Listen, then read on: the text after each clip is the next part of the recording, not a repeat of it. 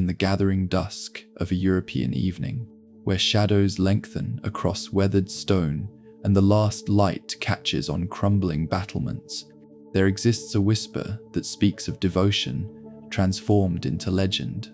These ruins, scattered across the countryside, from the Scottish Highlands to the sun-baked plains of Iberia, once echoed with the prayers of men who believed their swords could serve God as surely as their souls could find salvation. Imagine yourself walking among these ancient stones, feeling beneath your fingers the carved crosses that mark doorways where warrior monks once passed in silent procession. The wind that moves through empty windows carries with it something more than memory. It carries the weight of a story that spans 3 centuries, encompassing faith and betrayal, triumph and tragedy, human ambition and divine purpose, intertwined in ways that still shape our world today. These were the Knights Templar, the poor fellow soldiers of Christ and of the Temple of Solomon, and their tale unfolds not merely as medieval history, but as a meditation on the eternal tension between worldly power and spiritual calling. Tonight, as we journey through their rise and fall, we trace the arc of human idealism confronting the harsh realities of politics, greed, and the inevitable passage of time. The morning sun rises over Jerusalem in the year 1099, casting long shadows across stones that have witnessed the prayers of 3 great faiths for over a millennium. The city pulses with the energy of recent conquest, as Crusader knights stride through streets still bearing the scars of siege warfare.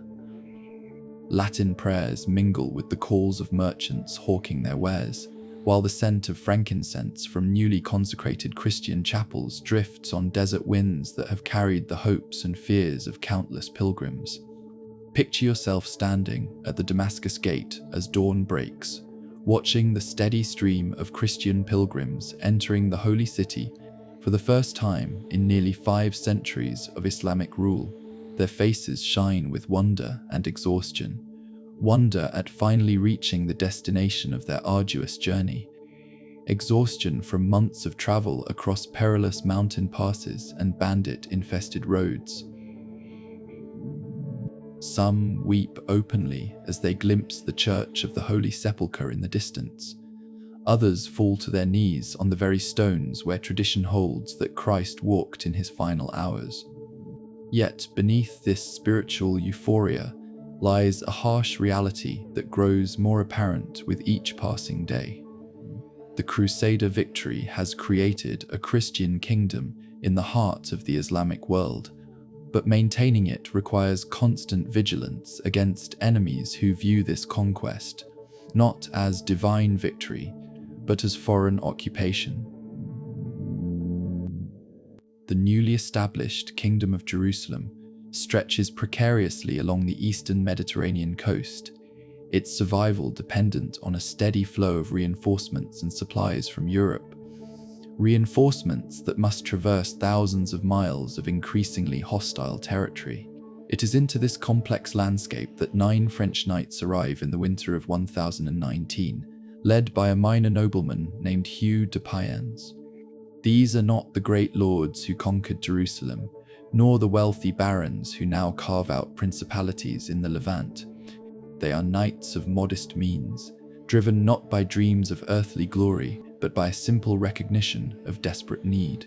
They have witnessed the fate of pilgrims who set out from the port of Jaffa, bound for Jerusalem, merchants, clergy, and common folk whose devotion exceeded their military skill, whose faith proved insufficient protection against the very real dangers of medieval travel. The mountain passes between the coast and the holy city have become hunting grounds for bandits who prey upon unarmed pilgrims with impunity. Saracen raiders strike swiftly from hidden valleys, seizing gold and supplies, while leaving behind scattered belongings and shallow graves that mark the fate of those who dared to journey without adequate protection. Disease claims as many lives as violence, as travelers succumb to fevers and infections that their bodies weakened by poor food and constant fear, cannot resist. Hugh de Payens and his 8 companions understand that pilgrimage without protection is pilgrimage interrupted. They make a vow that echoes through the narrow streets of Jerusalem and will eventually resonate across all of medieval Christendom. They will dedicate their lives to the protection of Christian pilgrims traveling to and from the Holy Land. They will accept no payment for this service, owning nothing beyond their weapons, their horses, and their unwavering commitment to a cause greater than personal advancement. This is not the grand gesture of conquerors seeking to expand their domains, nor the calculated move of politicians positioning themselves for advantage. It is, instead, the quiet nobility of service freely given, 9 men choosing duty over comfort, spiritual purpose over material gain, the dangerous uncertainty of the pilgrim road over the safer pursuits available to men of their station in Europe. Their vow of poverty sets them apart from the typical medieval knight, whose life revolves around the acquisition and defense of land, titles, and wealth. These 9 warriors choose instead an existence stripped of conventional ambitions, finding their identity not in what they possess, but in what they are willing to sacrifice. Their armor bears no family crests proclaiming ancient lineages. Their shields display only the simple cross that marks them as servants of a cause that transcends earthly kingdoms. Word of their mission spreads quickly through Jerusalem's narrow streets and crowded marketplaces. Pilgrims arriving in the holy city speak with gratitude of knights who asked for nothing, yet gave everything: their skill at arms, their knowledge of dangerous terrain, their willingness to face death, so that others might pray safely at Christianity's most sacred sites. Local clergy note their regular attendance at Mass, their adherence to monastic hours of prayer despite their military duties, and their unusual fusion of martial prowess with genuine religious devotion. King Baldwin II of Jerusalem, nephew of the great Godfrey of Bouillon, and a practical ruler who understands the political value of protecting pilgrims, watches these 9 knights with growing interest. Their service addresses a genuine need, while costing the royal treasury nothing. A rare combination in the expensive business of maintaining a crusader kingdom. More importantly, their reputation for integrity and effectiveness grows with each successful escort mission, creating goodwill among European pilgrims whose safe return encourages others to make the journey. As the seasons pass, the 9 knights develop the discipline and camaraderie that will become hallmarks of their eventual order. They rise before dawn for prayer, maintaining the canonical hours that structure monastic life even as they prepare for the day's military duties. They share their simple meals in silence, following customs borrowed from established religious orders, but adapted to the needs of men who must be ready for combat at any moment. They sleep on hard ground when duty requires, in common quarters when shelter is available, always prepared to abandon comfort for the sake of their mission. Their horses become as much a part of their identity as their swords, not the pampered destriers of tournament knights, but sturdy, reliable mounts capable of carrying armed men across difficult terrain for days at a time. They learn to read the landscape as both pilgrims and potential enemies see it, identifying ambush sites and safe camping grounds, water sources and defensible positions, the subtle signs that distinguish peaceful travelers from dangerous ones. Most significantly, they develop an understanding of their mission that transcends mere military escort duty. They begin to see themselves as guardians, not just of individual pilgrims, but of the very idea of pilgrimage itself. The notion that faith should enable safe passage to holy sites, that devotion deserves protection, that the spiritual journey should not end in worldly tragedy. This evolving sense of purpose, will soon attract the attention of the most powerful voices in medieval Christianity, setting in motion events that will transform 9 humble knights into an institution that rivals kingdoms in its wealth and influence. As our story moves forward through the golden dawn of their mission, we carry with us the image of these original 9 men who chose service over glory, poverty over wealth, the uncertain rewards of devotion over the comfortable certainties of conventional knightly life. Their humble beginning reminds us that history's greatest movements often emerge not from grand designs, but from simple responses to immediate needs, from ordinary people choosing to serve purposes larger than themselves. The year 1120 marks a transformation both symbolic and practical in the lives of our 9 warrior pilgrims, as King Baldwin II makes a decision that will forever alter their identity. The course of medieval history, he grants them residence within the Al-Aqsa Mosque compound on the Temple Mount, the very site where Solomon's temple once stood, where the Ark of the Covenant allegedly rested, where centuries of Jewish worship had sanctified ground that now trembles beneath the footsteps of Christian knights. Imagine walking with them through the great doors of this ancient complex for the first time, feeling the weight of history pressing down like the massive stone vaults overhead. The morning light filters through arched windows that have witnessed Islamic prayers for nearly 5 centuries, creating patterns of gold and shadow on floors where their military boots now echo in place of the soft footfalls of scholars and the devout. The air itself seems thick with accumulated reverence, the whispered prayers of countless faiths, the incense of ceremonial observance, the very breath of those who have sought the divine in this most contested of sacred spaces. Baldwin's gift serves multiple purposes, each more complex than the surface generosity might suggest. Practically, it provides the 9 knights with headquarters appropriate to their growing responsibilities, quarters large enough to house not only themselves, but also the increasing number of pilgrims who seek their protection. Symbolically, it places these Christian warriors at the spiritual heart of Jerusalem, making them literal guardians of the site most sacred to the faith they serve. Politically, it demonstrates royal favor, while establishing Christian presence in a location that remains deeply significant to the city's Muslim population, now under Christian rule, but not entirely reconciled to their new reality. The compound itself defies easy description. Vast enough to contain entire communities, yet intimate in the way that ancient sacred architecture draws visitors inward toward contemplation. The Al-Aqsa Mosque, built by Islamic rulers as their vision of Solomon's temple restored, provides the knights with chambers that echo not only with their own prayers, but with the accumulated devotions of generations who have sought God in this place. The Dome of the Rock, with its golden cupola catching the morning sun like a beacon visible throughout Jerusalem, stands as a daily reminder that they serve their faith on ground contested by 3 great religious traditions. Here, in quarters that blend the practical needs of medieval warriors with the mysterious ambience of sacred architecture, the 9 knights establish routines that will define their emerging identity.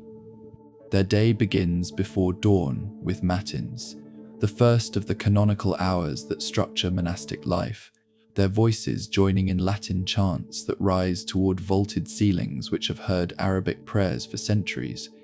The juxtaposition creates a harmony both historical and spiritual.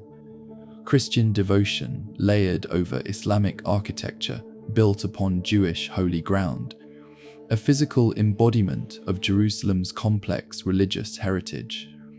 Their quarters reflect the austere simplicity that will become central to their eventual rule. Each knight possesses only what serves his dual mission as warrior and monk, a sword maintained in perfect condition, mail armor kept free of rust, a prayer book worn smooth by constant use, and a simple wooden cross that serves as both devotional aid and reminder of their vows. They sleep on hard pallets arranged in common dormitories, following monastic customs that emphasize community over individual comfort, shared purpose over private ambition. The practical aspects of their daily life reveal the unique challenges facing warrior monks in this liminal space between military and religious callings. Dawn prayers must be completed in time for weapons practice, as these men who have sworn to protect others must maintain the combat skills that make their protection meaningful. The same hands that turn pages in prayer books must retain their skill with sword and lance. The same bodies that kneel in worship must possess the strength and endurance required for mounted combat across difficult terrain. Their meals, taken in common according to monastic custom, consist of simple fare appropriate to men who have vowed poverty but must maintain the physical strength demanded by their duties. Bread, wine, vegetables, and occasional meat when available. A diet that sustains without indulging, that acknowledges the body's needs while avoiding the luxury that might corrupt the soul. They eat in relative silence, punctuated only by readings from scripture or lives of the saints, creating contemplative space within the demands of their active life. The evenings bring a different quality to their routine, as the heat of the day subsides and the compound settles into that peculiar peace that sacred spaces possess after the departure of daily visitors. It is then that the knights gather for Compline, the final prayer of the monastic day, their voices creating harmonies that seem to awaken echoes from the ancient stones around them. Standing in chambers where Islamic mystics once pursued their own visions of divine truth, these Christian knights participate in a devotional tradition that transcends the boundaries of particular faiths while remaining firmly rooted in their own. As word spreads throughout Jerusalem and beyond of knights who live like monks and pray like warriors, their reputation begins to attract attention from unexpected quarters.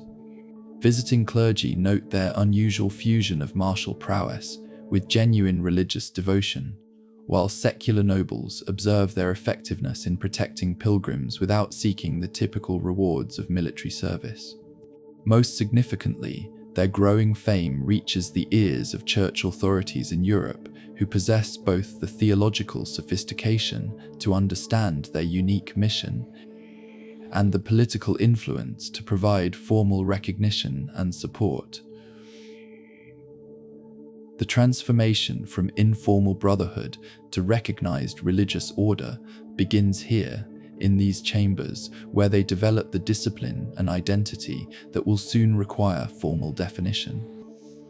Their shared experiences, the dangers faced together on pilgrim routes, the prayers offered in common, the gradual recognition that their service has implications far beyond individual salvation, create bonds stronger than blood relation, forged through shared commitment to a cause that demands everything while promising only spiritual rewards.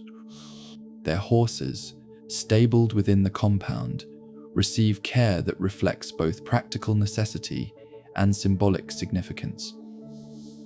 These animals are partners in their mission, creatures whose strength and loyalty enable the protection of those who cannot protect themselves. The knights tend them with the same attention they give to their weapons and their prayers, understanding that their effectiveness depends not only on personal courage, but on the reliability of every element in their martial equation. The weapons they maintain tell their own story of purpose refined through experience. Swords shaped by the finest European smiths bear the marks of use against Saracen raiders and desperate bandits. Mail armor, painstakingly maintained link by link, shows the careful attention of men who understand that their lives and the lives of those they protect depend upon the integrity of each piece of equipment. Yet these tools of violence rest alongside prayer books and devotional texts, creating visual reminders of the complex identity they are forging. Warriors whose violence serves spiritual ends, monks whose prayers prepare them for worldly combat.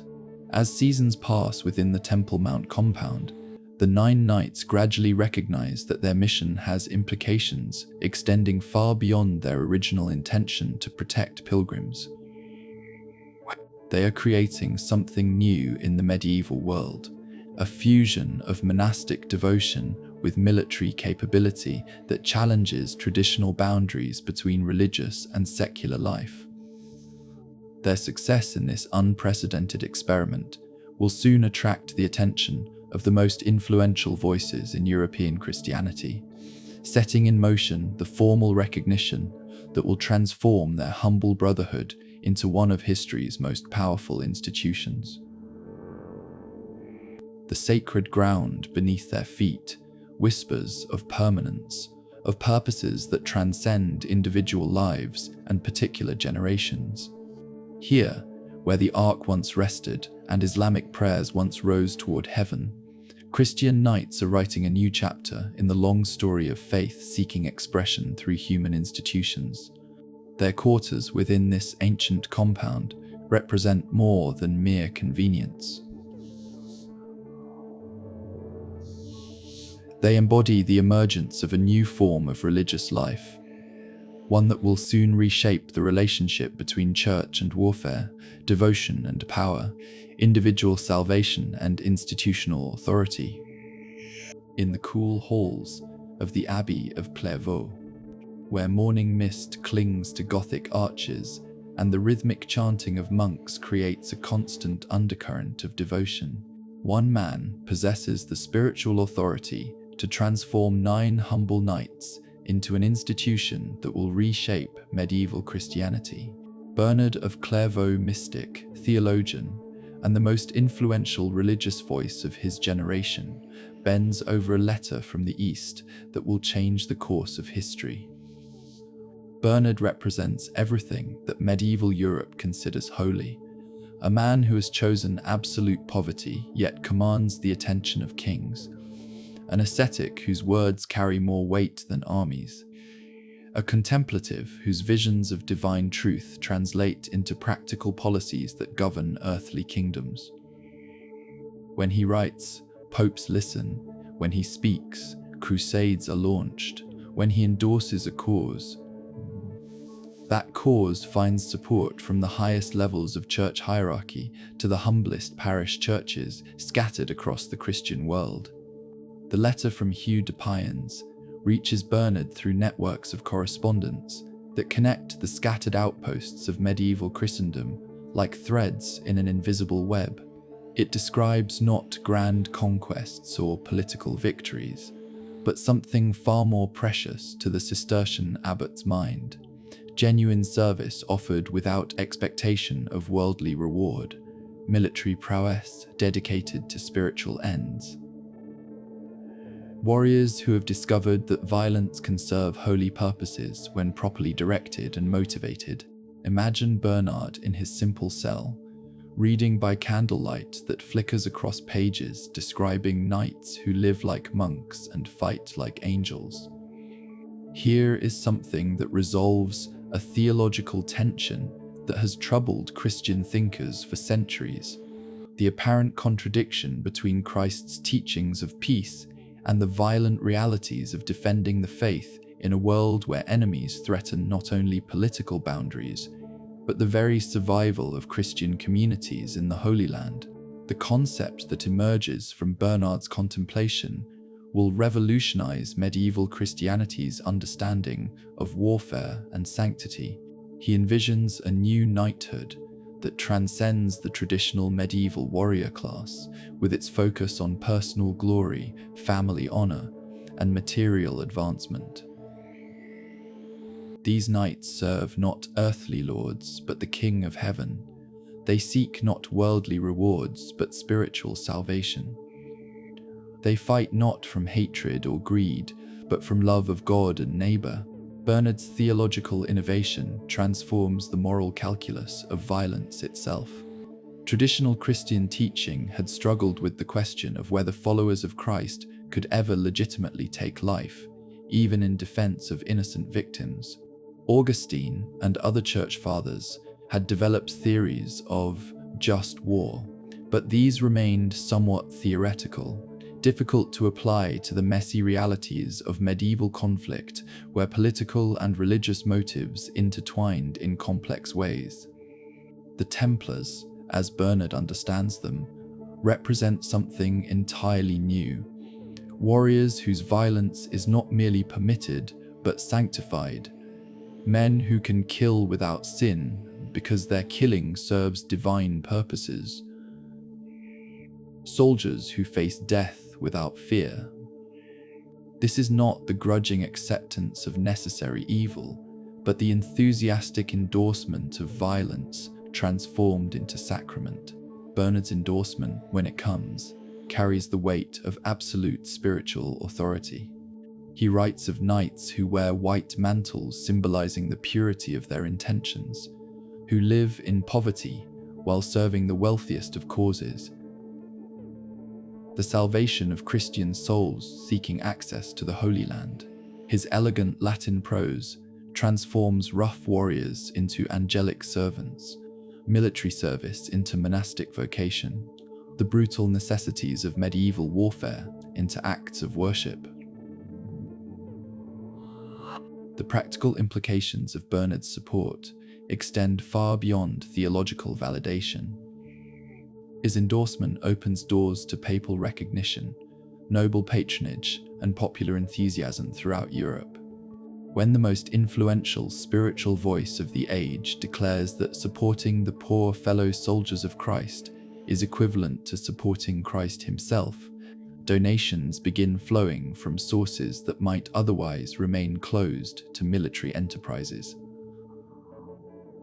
Bernard's network of correspondence includes bishops, abbots, nobles, and royal councillors throughout Europe, each carrying his words to audiences who trust his spiritual insight above all earthly authorities. Letters bearing his seal travel along pilgrimage routes and trade roads, reaching castle chapels and cathedral schools, monastery libraries and royal courts, spreading the message that something genuinely new has emerged in the Holy Land. Warriors who serve God as directly as any monk, whose military success directly advances the cause of Christian salvation. The theological framework Bernard provides will become essential to the Templars' self-understanding and public image.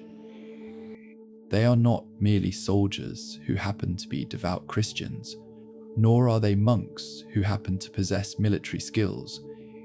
They represent instead a fusion of contemplative and active life that transcends traditional categories, a new form of religious vocation that sanctifies activities previously considered incompatible with spiritual advancement.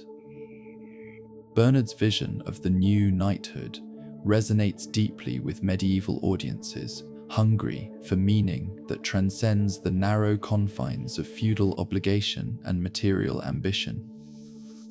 Here is a path to salvation that appeals especially to the warrior class, offering spiritual merit through activities they already understand and excel at, rather than requiring them to abandon their military identity for the cloister. The Templars become living proof that God can be served through sword as well as prayer, that martial courage can express spiritual devotion as surely as monastic contemplation. The psychological impact of Bernard's endorsement cannot be overstated. Medieval society operates on networks of spiritual authority as much as political power, and Bernard's approval transforms the Templars from a useful local innovation into a divinely sanctioned institution deserving support from all faithful Christians. His words provide theological justification for what many observers had sensed instinctively, that something genuinely holy was emerging from the practical necessities of protecting pilgrims in hostile territory. As Bernard's letters circulate throughout Europe, They prepare the ground for formal ecclesiastical recognition that will soon transform 9 knights into an international organization. His theological framework provides the intellectual foundation for their rule. His spiritual authority opens doors to papal approval, and his eloquent advocacy creates popular enthusiasm that will fuel their rapid expansion across medieval Christendom. The endorsement of Bernard of Clairvaux represents more than approval from an influential church figure. It signifies the moment when the Knights Templar transcend their humble origins to become part of the grand narrative of medieval Christianity's expansion and self-definition. Under his patronage, they evolve from practical problem solvers to instruments of divine will, from local protectors to international servants of purposes larger than any earthly kingdom. The winter of 129 settles cold and grey over the French town of Troyes, where the most powerful ecclesiastical authorities of medieval Europe gather in a gathering that will formalize what Bernard of Clairvaux has already blessed in principle. Picture the scene: cardinals in scarlet robes that seem to glow against the January gloom, abbots whose austere habits speak of monastic authority, bishops whose jeweled rings catch candlelight as they handle parchments that will shape centuries of Christian history. The very air seems weighted with the importance of decisions being made, as if these chambers understand that they host the birth of an institution destined to influence the balance of power between church and crown, east and west, spiritual aspiration and worldly necessity. The Council of Troyes convenes with a specific purpose: to examine the unusual brotherhood that has emerged in Jerusalem and, if deemed worthy, to provide them with formal recognition and a rule that will govern their existence for centuries to come. Hugh de Payens, the humble knight who began this movement with 8 companions and a simple vow to protect pilgrims, now finds himself before an assembly of the highest dignitaries in Christendom, defending not merely his personal mission, but a new form of religious life that challenges traditional categories. The proceedings unfold with the careful deliberation characteristic of medieval church councils, where every word carries weight and precedent, where theological precision matters as much as practical effectiveness.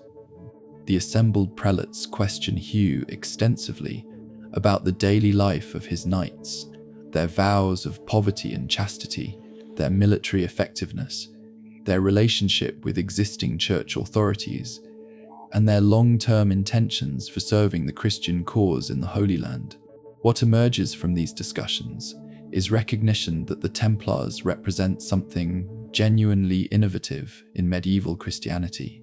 Unlike traditional monks, they do not withdraw from the world, but engage with its most dangerous realities. Unlike typical knights, they have rejected personal advancement in favor of service to a cause larger than individual ambition. They occupy a unique position between contemplative and active life, between religious vocation and military profession, between the cloister and the battlefield. The rule that emerges from these deliberations reflects this unique position through carefully crafted regulations that address both spiritual and practical concerns. The daily schedule balances military training with canonical hours of prayer, ensuring that these warrior monks maintain their effectiveness in both dimensions of their calling. They must rise before dawn for matins, but also practice with weapons until their skill exceeds that of ordinary knights. They must observe periods of silence and fasting like traditional monks, but also maintain the physical strength required for mounted combat in difficult terrain. The regulations governing their communal life reveal deep understanding of the challenges facing men who must live together under conditions far more demanding than typical monastic communities. They will share meals in common, sleep in dormitories rather than private quarters, and submit to discipline from superiors who must balance spiritual authority with military command. Personal possessions are forbidden beyond the weapons, armor, and horses required for their duties.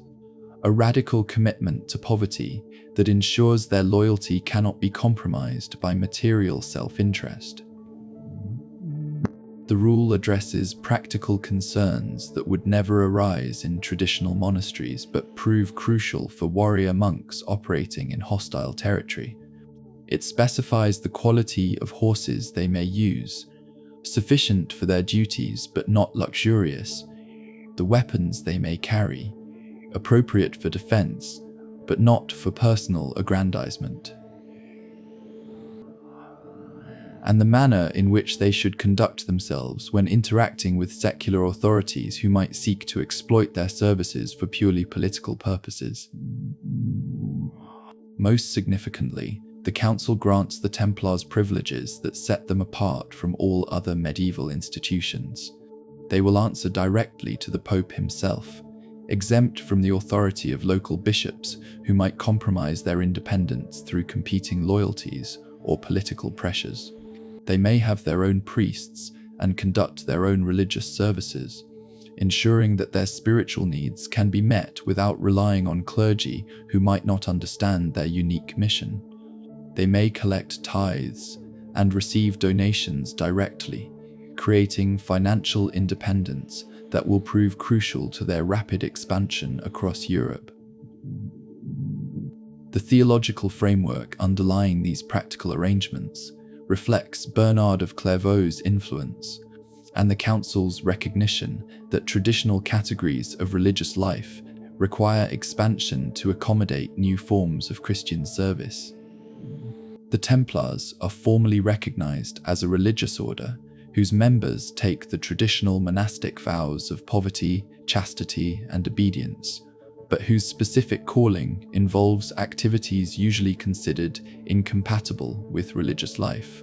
This theological innovation has profound implications for medieval Christianity's understanding of sanctity and service. By recognizing that military activities can constitute legitimate religious vocation when properly motivated and directed, the Council opens new possibilities for laypeople seeking spiritual meaning through worldly engagement rather than monastic withdrawal. The Templars become proof that God can be served through action as well as contemplation, that the sword can be as sacred as the breviary when wielded in service of divine purposes. The white mantle that becomes the Templars' distinctive garb carries symbolic weight that extends far beyond mere identification. White traditionally represents purity, innocence, and spiritual transformation, qualities that seem paradoxical for warriors who must engage in violence as part of their regular duties. Yet the Council's recognition of their rule transforms this apparent contradiction into theological innovation. Their violence is pure because it serves pure purposes. Their warfare is innocent because it protects innocence. Their military actions constitute spiritual transformation because they serve ends beyond worldly gain. The red cross that adorns their white mantles provides the visual complement to this theological framework. Red symbolizes both the blood of Christ's sacrifice and the martyrdom that these knights accept as a possible consequence of their service. The cross itself proclaims their Christian identity, while the color reminds observers that their service may require the ultimate sacrifice. Their own lives given in defense of pilgrims whose only crime is seeking to pray at Christianity's most sacred sites. As the Council of Troyes concludes its deliberations and formally recognizes the poor fellow soldiers of Christ and of the Temple of Solomon as a legitimate religious order, the assembled prelates understand that they have witnessed something unprecedented in Christian history. They have created an institution that fuses monastic spirituality with military capability, individual salvation with collective service, contemplative devotion with active engagement in the world's most dangerous conflicts. The documents produced by the Council will be copied and distributed throughout Europe, carrying news of this recognition to churches, monasteries, and courts, where potential recruits and donors await word of legitimate authority for an enterprise that has captured imaginations across Christendom.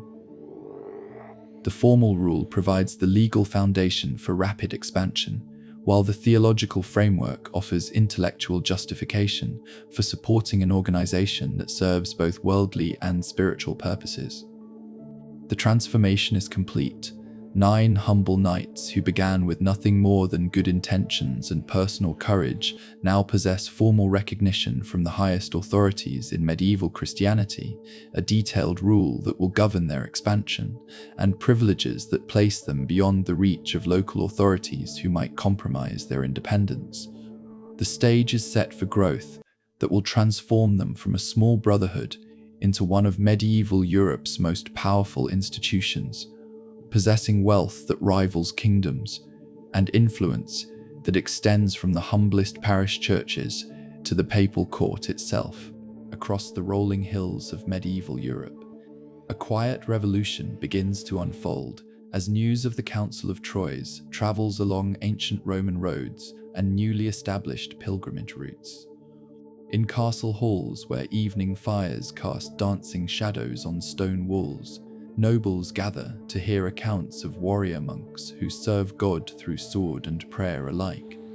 In monastery scriptoriums where patient scribes preserve the wisdom of ages, letters bearing papal seals announce the birth of a new form of religious life that transcends traditional boundaries between cloister and battlefield.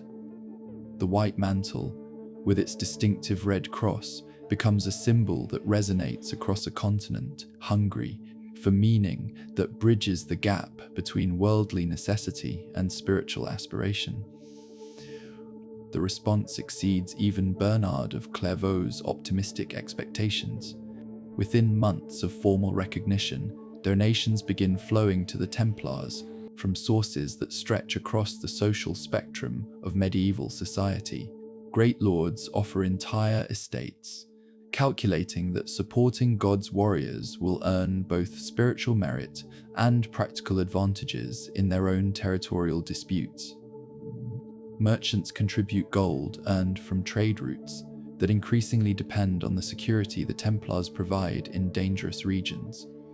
Even peasant communities pool their modest resources to support knights whose protection of pilgrims reflects their own deepest hopes for divine mercy and intercession. Imagine walking through a newly established Templar commandery in the countryside of France or England, watching as construction crews raise walls that will shelter both warriors preparing for service in the Holy Land and the administrative apparatus required to manage growing wealth and responsibilities. These complexes represent architectural innovation as well as institutional expansion, fortified structures that combine the defensive capabilities of castles with the spiritual infrastructure of monasteries, the practical requirements of military training, with the contemplative spaces needed for regular prayer and meditation. The commanderies that spread across Europe like seeds, carried on favorable winds, reflect the Templars' unique dual nature in their very design. Each contains a chapel where knights gather for the canonical hours that structure their days, its altar oriented toward Jerusalem in recognition of their ultimate mission and spiritual focus. Adjacent to these sacred spaces, armories house the weapons and equipment needed for military effectiveness, while stables shelter the horses that make their mounted charges legendary throughout the Christian world and terrifying to their enemies. The daily routine within these commanderies creates a rhythm that distinguishes Templar life from both traditional monasticism and conventional knighthood. The day begins before dawn with matins, as white-robed figures move through darkened corridors toward chapel services that prepare their souls for whatever trials the day may bring. Their voices join in Latin chants that have echoed through Christian centuries, creating harmony that rises toward vaulted ceilings and seems to carry their intentions beyond the confines of earthly concerns. toward divine purposes that transcend individual ambition or desire. Following morning prayers, the knights turn to the practical requirements of their calling: weapons training that maintains their effectiveness in combat, horsemanship that ensures their mounts remain reliable, partners in dangerous missions, and the administrative duties required to manage estates whose revenues support their expanding operations. The same hands that turn pages in prayer books must retain their skill with sword and lance. The same minds that contemplate spiritual mysteries must also calculate the logistics of moving armed men across hostile territory. Their meals reflect the balance between monastic simplicity and military necessity that characterizes every aspect of Templar life. Taken in common according to religious custom, these gatherings combine the spiritual dimension of shared breaking of bread with practical discussions of the resources needed to fulfill their mission. The food itself, bread, wine, vegetables, and occasional meat, sustains without indulging, acknowledging bodily needs while avoiding luxury that might corrupt souls dedicated to higher purposes. The financial innovations that emerge from Templar expansion revolutionize medieval commerce in ways that extend far beyond their original mission of protecting pilgrims. Recognizing that travelers carrying large quantities of gold present tempting targets for the very bandits they seek to defeat, the Templars develop a system of credit transfers that allows pilgrims to deposit funds at European commanderies and withdraw equivalent amounts from Templar establishments in the Holy Land. This seemingly simple innovation creates the foundation for international banking, as merchants and nobles recognize the advantages of conducting business through written instruments rather than physical transportation of precious metals. The implications of this financial revolution extend throughout medieval society, as Templar credit becomes accepted currency from London to Acre, from Compostela to Constantinople. Their reputation for honesty, combined with their international network of commanderies, creates trust that enables commerce on a scale previously impossible in Europe's fragmented political landscape. Kings begin using Templar services to transfer funds to distant armies, while merchants rely on Templar guarantees to conduct business across national boundaries that might otherwise prove impassable. The recruitment that fuels this expansion draws from every level of medieval society, each group bringing distinct motivations and capabilities to the growing organization. Younger sons of noble families, excluded from inheritance by primogeniture but educated in military arts, find in the Templars a path to meaningful service that offers spiritual merit while utilizing their martial training. Merchants seeking redemption for the moral ambiguities of commercial life discover that supporting God's warriors can transform profit into piety, worldly success into spiritual advancement. Perhaps most significantly, the Templars attract men who simply recognize that their mission addresses genuine human need in ways that transcend the narrow self-interest characterizing much of medieval political and economic life. In an age where warfare typically serves the ambitions of particular lords or the expansion of specific kingdoms, the Templars offer participation in a cause that claims universal significance: the protection of Christian access to the Holy Land, the defense of pilgrims whose only crime is devotion to their faith. The training that transforms recruits into Templars reflects both the spiritual discipline of monastic life and the practical requirements of medieval warfare. New members undergo probationary periods that test their commitment to the vows of poverty, chastity, and obedience that will govern their existence within the order. They must demonstrate not only physical courage and military skill, but also the psychological stability required for men who will face death regularly while maintaining the spiritual composure appropriate to their religious calling. The organizational structure that emerges to manage this expansion reveals sophisticated understanding of both religious community and military hierarchy.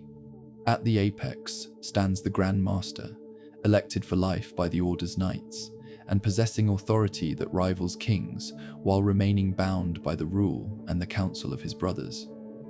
Below him, a complex hierarchy of marshals, commanders, and knights ensures effective decision-making while maintaining the democratic elements that distinguish religious orders from purely secular institutions.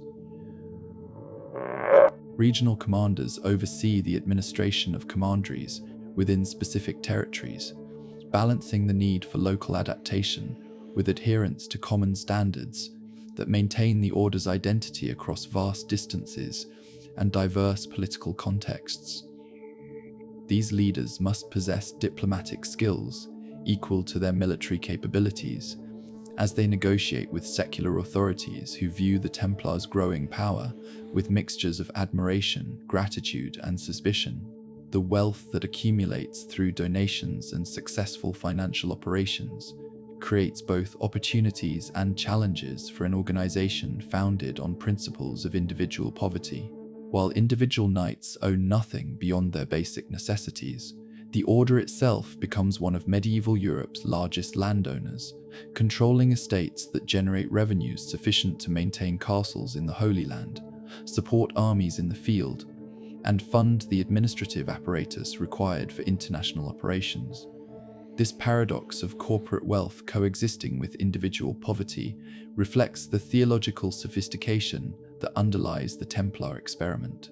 Their success demonstrates that religious motivation can generate temporal power, that spiritual purposes can be served through worldly means, that the eternal and temporal realms intersect in ways that benefit both individual souls and collective Christian interests.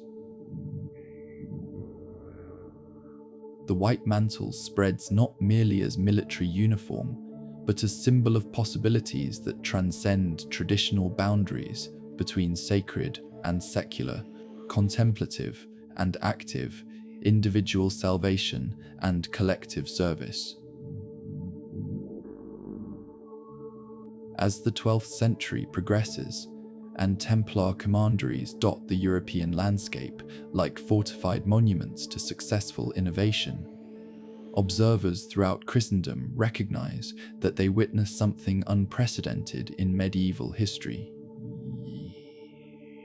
The Order's rapid expansion from 9 humble knights to an international network of warriors, administrators, and financial experts demonstrates that religious devotion, when properly organized and directed, can generate power that rivals the greatest secular institutions while remaining true to spiritual purposes that transcend material ambition. Yet, even as their success validates the theological vision that Bernard of Clairvaux articulated and the Council of Troyes formalized, subtle tensions begin to emerge that will eventually challenge the very foundations of their remarkable achievement. The same independence that enables their effectiveness also isolates them from traditional structures of accountability. The same wealth that supports their mission.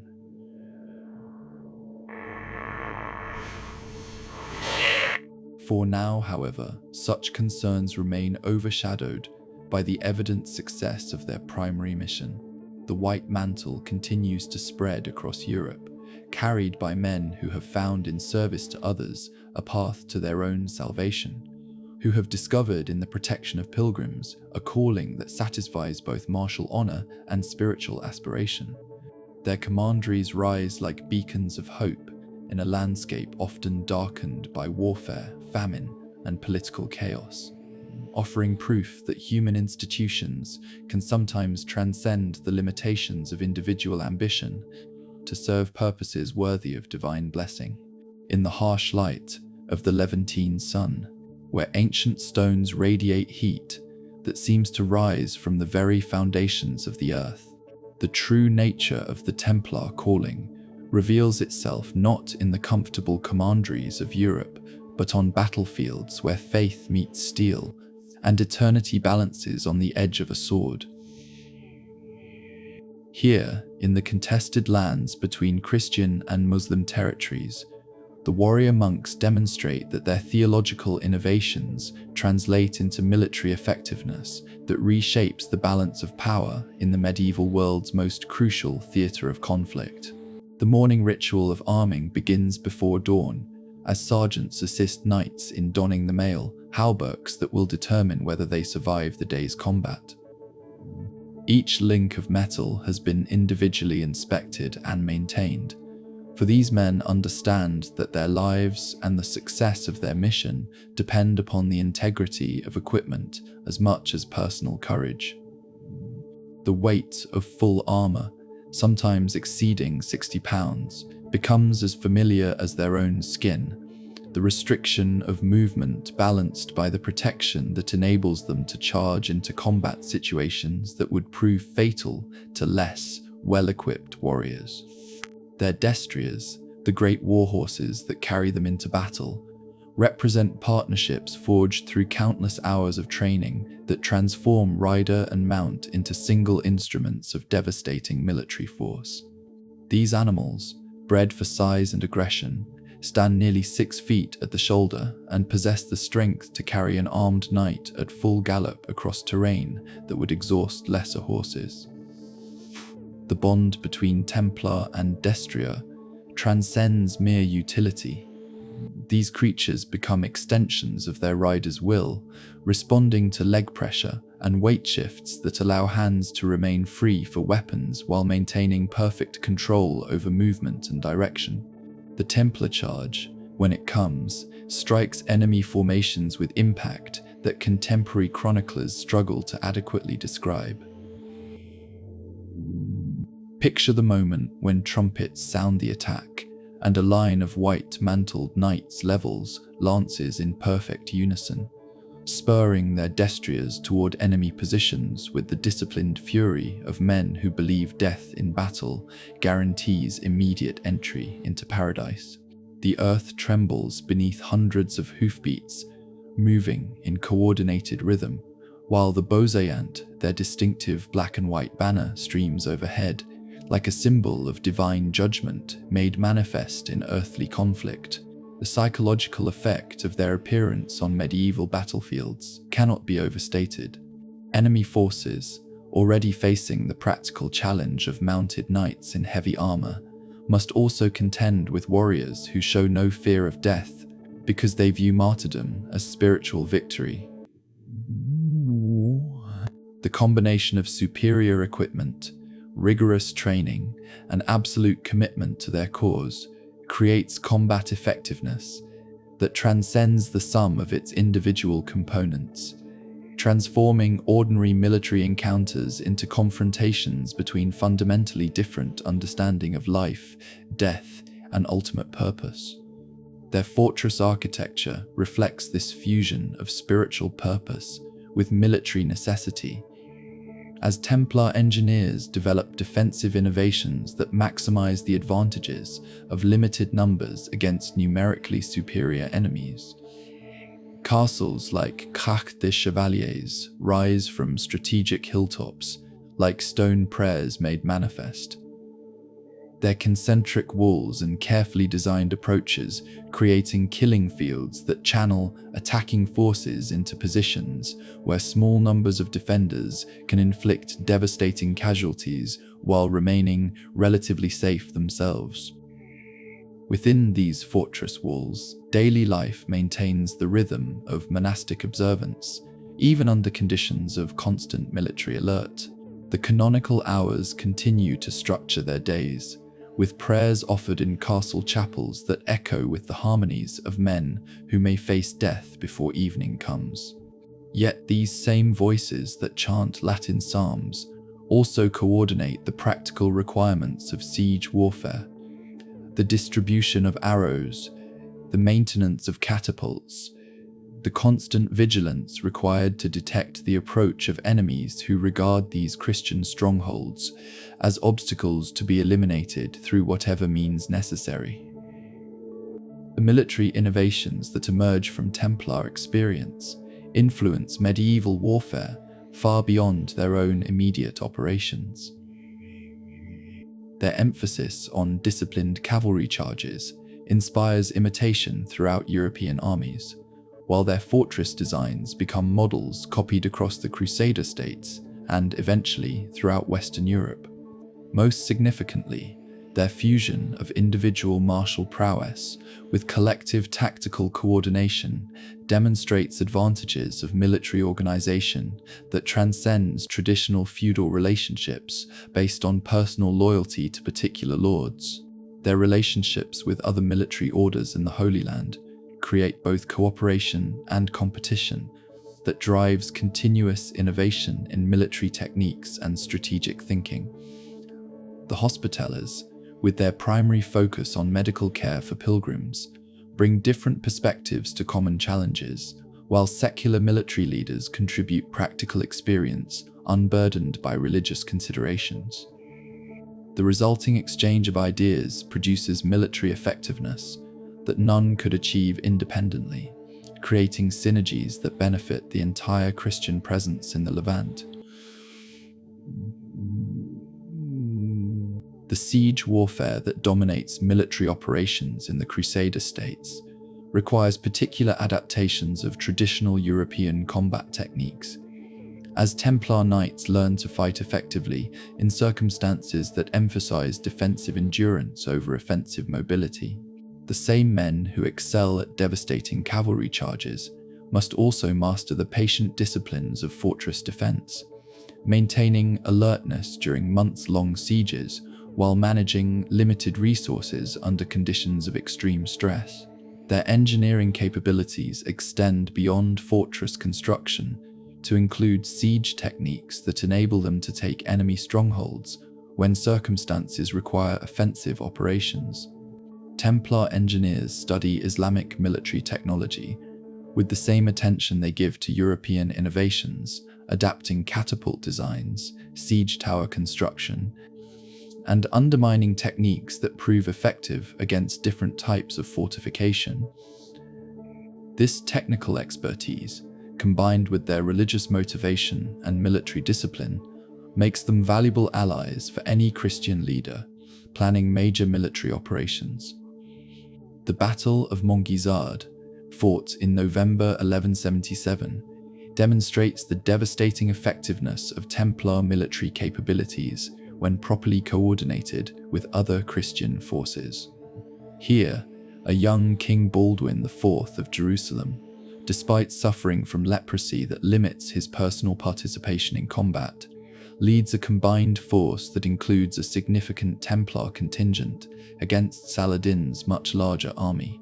The resulting Christian victory, achieved against overwhelming odds, becomes legendary throughout Europe as proof that divine favor supports those who serve God's purposes with proper devotion and military skill. The tactical innovations employed at Montgisard reveal the sophistication of Templar military thinking, as they coordinate their cavalry charges with infantry movements and archer support in ways that maximize the impact of each component, while minimizing the vulnerabilities that enemies might exploit. Their ability to maintain discipline under extreme pressure, to execute complex maneuvers while under enemy fire, and to coordinate with allied forces whose training and motivation differ significantly from their own, demonstrates military professionalism that sets new standards for medieval warfare. Yet even as their battlefield successes validate their unique fusion of religious devotion with military capability, the very effectiveness that makes them valuable to Christian causes in the Holy Land also creates expectations and dependencies that will eventually constrain their freedom of action.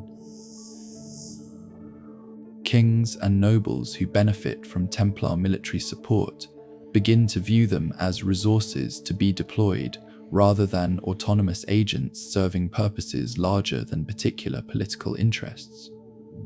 The success that proves their worth also creates the conditions for eventual exploitation by secular authorities whose understanding of their mission may differ significantly from their own self-perception. The weapons they carry tell their own story of adaptation and innovation, as European sword designs are modified to meet the specific requirements of combat in the Levant. The curved sabers favored by Saracen warriors influence Templar weapon preferences, while their own innovations in armor design spread throughout the Christian forces fighting in the Holy Land. This technological exchange demonstrates how military contact between different cultures can produce innovations that benefit all participants, even amid the broader context of religious and political conflict. Their medical knowledge, gained through bitter experience, treating wounds sustained in countless battles, advances the practical understanding of battlefield surgery and recovery techniques that will eventually benefit military forces throughout Europe. Templar infirmaries become centers of medical innovation, where European and Middle Eastern healing traditions combine to produce treatments more effective than either could achieve independently. The esprit de corps that develops among men who face death together while serving causes larger than personal advancement, creates loyalty that transcends ordinary military relationships. Templars develop bonds forged in combat that make them willing to sacrifice individual survival for collective success, to maintain discipline under circumstances that would break ordinary military units, and to continue fighting effectively even when facing overwhelming odds and certain defeat. As our story moves forward through their military triumphs toward the gathering shadows that will eventually engulf their order, we carry with us images of white-mantled warriors whose battlefield effectiveness validated their claim to serve divine purposes through worldly means.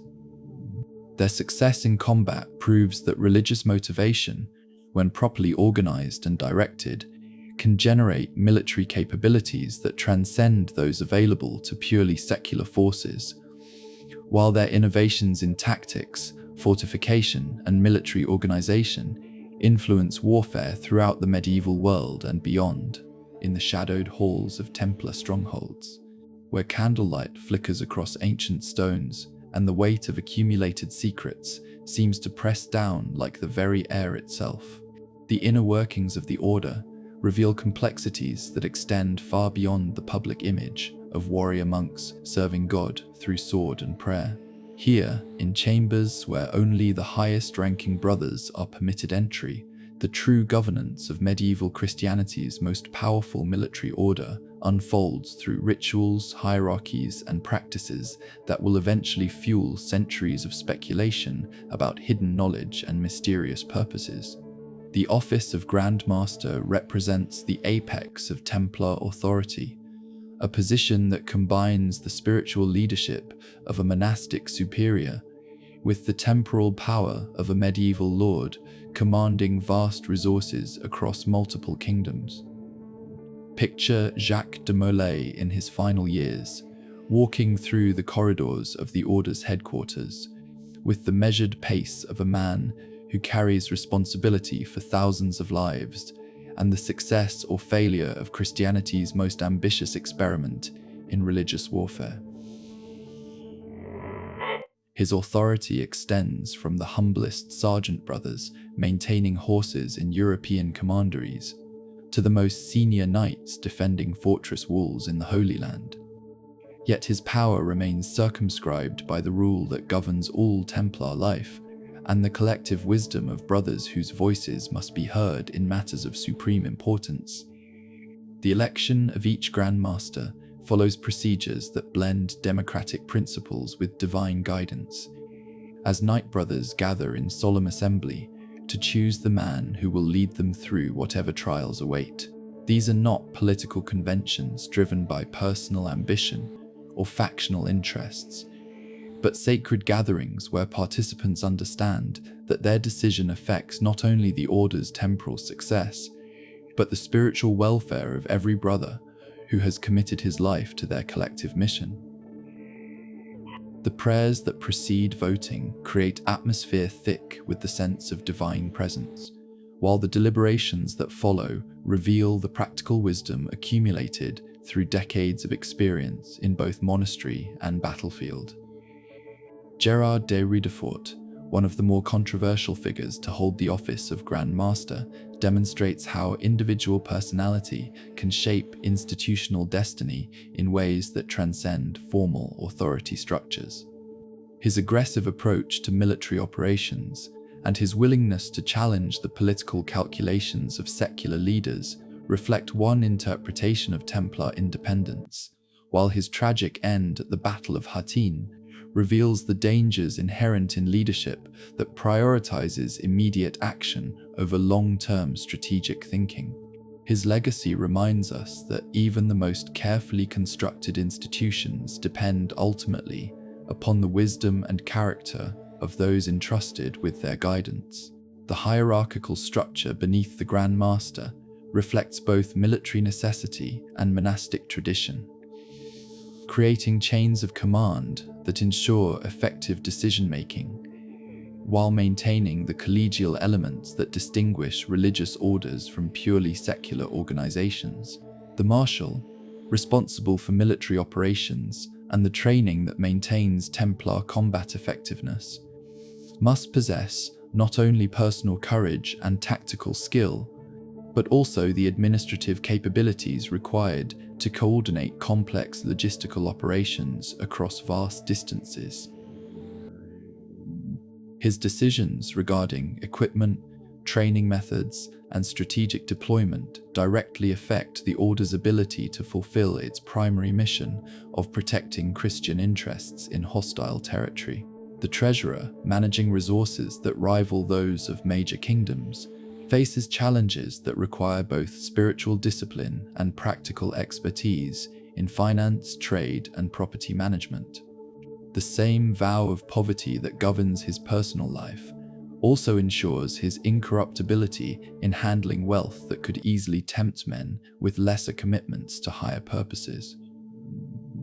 His account books record not merely transactions, but the material foundation that supports the Order's spiritual mission, transforming donations from the faithful into the weapons, fortifications, and supplies needed for effective military operations. The initiation ceremonies that transform candidates into full brothers of the Order reveal the psychological sophistication underlying Templar organization, as new members undergo rituals designed to create unbreakable bonds of loyalty while emphasizing the sacred nature of their commitment. These are not merely administrative procedures, but profound, spiritual experiences that separate Templar life from ordinary existence, marking the boundary between individual ambition and collective service, between worldly concerns and eternal purposes.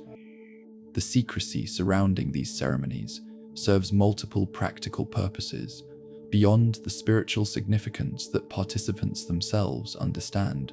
In a medieval world where information travels slowly and institutional security depends upon limiting access to sensitive knowledge, the Templars recognize that their effectiveness requires protection of operational details, strategic plans, and internal procedures that enemies might exploit if revealed. Yet this necessary discretion also creates the mystique that will eventually fuel suspicions about hidden agendas and mysterious purposes that extend beyond their publicly acknowledged mission. The chapter meetings where major decisions are made demonstrate the democratic elements that distinguish the Templars from typical medieval hierarchies. As knights gather to debate issues affecting their collective welfare and mission effectiveness, these assemblies balance individual wisdom with institutional memory, recent experience with traditional practices, immediate needs with long-term consequences. The voices that speak in these chambers carry the authority of men who have proven their commitment through years of service under conditions that test every aspect of character and capability. The diplomatic responsibilities that senior Templars increasingly assume reflect their growing importance in the complex political landscape of the medieval world, as kings and popes seek their counsel on matters extending far beyond military operations. Their international perspective, gained through service in multiple countries and constant communication with brothers throughout Europe and the Middle East, provides insights unavailable to leaders whose experience remains limited to particular regions or kingdoms. This diplomatic influence, while expanding their ability to serve Christian interests, also creates new vulnerabilities as secular authorities begin to view them as potential rivals rather than merely useful allies.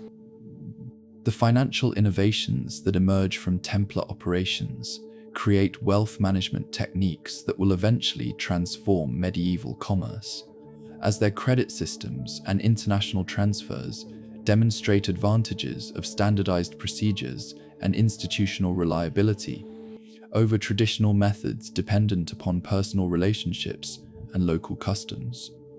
The letters of credit that allow pilgrims to deposit funds in Paris and withdraw equivalent amounts in Acre represent more than mere convenience.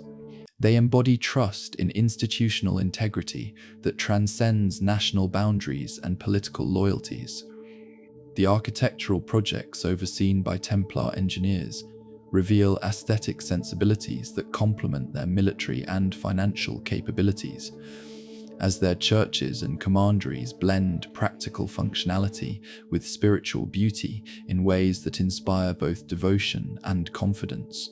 The round churches that become distinctive features of Templar architecture deliberately echo the Church of the Holy Sepulchre in Jerusalem, creating visual reminders of their ultimate mission while providing acoustic properties that enhance the liturgical celebrations central to their communal life. The libraries that develop within major Templar establishments accumulate knowledge that extends beyond military manuals and theological treatises to include works on mathematics, engineering, medicine, and natural philosophy that reflect the intellectual curiosity of men whose mission requires mastery of diverse fields of knowledge. These collections become repositories of learning that preserve and transmit cultural achievements spanning centuries and civilizations, demonstrating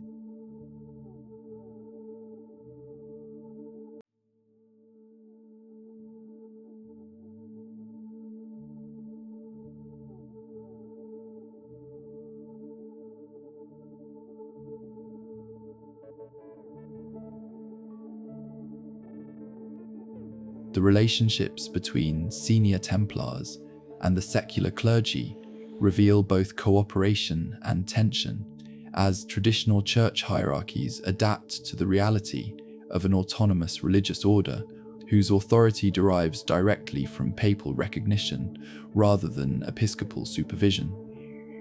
Bishops who might otherwise expect deference from religious communities within their territories must negotiate as equals with Templar commanders whose resources and independence sometimes exceed their own. This novel situation creates precedents that will influence church-state relations throughout the medieval period and beyond. The intelligence networks that develop to support Templar operations create information-gathering capabilities that serve broader Christian interests while advancing their specific mission requirements. Their correspondence throughout Europe and the Middle East provides strategic intelligence that proves valuable not only for military planning, but also for the diplomatic initiatives that increasingly complement their combat operations. This knowledge becomes another form of power that enhances their influence while creating new forms of dependency among secular authorities who benefit from their insights. As we move deeper into the complexities of Templar organization and the mysteries that both protected and eventually endangered their remarkable institution, we begin to understand how success itself can create the conditions for institutional vulnerability. The very capabilities that made them valuable to medieval Christianity also generated suspicions, dependencies, and expectations that would eventually prove impossible to fulfill without compromising the spiritual purposes that originally justified their existence. The morning sun rises blood red over the walls of Acre in the summer of 1291, casting long shadows across the last major stronghold of Christian power in the Holy Land. Within these walls, where the dreams of 2 centuries of crusading effort make their final stand, Templar knights maintain their vigil with the disciplined determination that has become their hallmark, even as they recognize that they witness the end of an era that began with such hope and confidence in divine favor. The fall of Jerusalem to Saladin in 1187 had seemed devastating at the time, but it proved to be merely the first tremor in a series of earthquakes that would ultimately reshape the entire medieval world's understanding of God's will and Christian destiny. That October day, when the great warrior Sultan entered the Holy City through gates that had been Christian for nearly 9 decades, marked not merely a military defeat, but a crisis of faith that would echo through European consciousness for generations. How could divine providence allow the loss of Christianity's most sacred sites to infidel forces, especially when those sites had been defended by men whose devotion exceeded that of ordinary believers? Picture the moment when news of Jerusalem's fall reached European courts and monastery halls, carried by exhausted messengers who had ridden without rest to deliver tidings that would shatter comfortable assumptions about God's favor toward Christian arms. In castle halls where evening fires cast dancing shadows on stone walls, nobles who had sent sons and treasure to support the Crusader state struggled to comprehend defeat that seemed to contradict every theological assurance they had received about divine blessing for holy warfare. In cathedral chapter houses, where learned clergy had preached the sanctity of armed pilgrimage, sophisticated theologians found themselves confronting questions that challenged fundamental assumptions about the relationship between earthly success and heavenly approval. The Templars themselves faced the most profound crisis of institutional identity, as the organization, founded specifically to protect Christian access to the Holy Land, watched their primary mission collapse despite their legendary military effectiveness and unwavering devotion to their calling. The same knights who had charged into impossible odds at the Battle of Montgisard, who had held seemingly impregnable fortresses against overwhelming numbers, who had earned reputations for courage that bordered on the supernatural, now found themselves retreating from positions they had expected to hold until the end of time. Saladin's remarkable character complicated the theological questions raised by Christian defeat, as European observers struggled to reconcile their understanding of divine justice with the reality of a Muslim leader whose personal conduct often exceeded Christian standards of honor and mercy. Here was an enemy who showed remarkable restraint toward captured knights, who protected Christian civilians during the conquest of Jerusalem, who demonstrated nobility that challenged comfortable stereotypes about infidel barbarism. How could God permit such virtue in the service of false religion, while allowing defeat for warriors whose lives embodied Christian ideals? The siege of Acre becomes a microcosm of the larger crisis facing Crusader Christianity, as the last major stronghold endures months of relentless attack, while its defenders recognize that no relief force will arrive from Europe to break the Muslim encirclement. Within the walls, Templars maintain their disciplined routine of prayer and military duty even as supplies dwindle, and the inevitability of defeat becomes apparent to all observers. Their conduct during these final weeks demonstrates that their commitment to their calling transcends hope of earthly success, that their devotion remains intact even when divine favor appears to have withdrawn from their cause. The evacuation that follows Acre's fall creates scenes of profound pathos, as knights who had devoted their lives to defending the Holy Land board ships for Europe, carrying nothing but their weapons, their faith, and their memories of brothers who died believing their sacrifice, served eternal purposes. The same men who had arrived in the East as young idealists eager to serve God through military prowess now return as aging veterans whose experience contradicts every assumption about divine providence that had originally motivated their service. The psychological impact of retreat proves particularly devastating for an organization whose identity depended upon military success in service of religious purposes. Templars had built their reputation upon the premise that religious devotion translated into military effectiveness, that their unique fusion of monastic discipline with martial prowess created capabilities unavailable to ordinary warriors. The failure of this formula in the face of Muslim resurgence raises questions about the fundamental validity of their theological innovation and institutional mission. The return to Europe reveals new challenges that prove as difficult as the military defeats they have suffered in the East.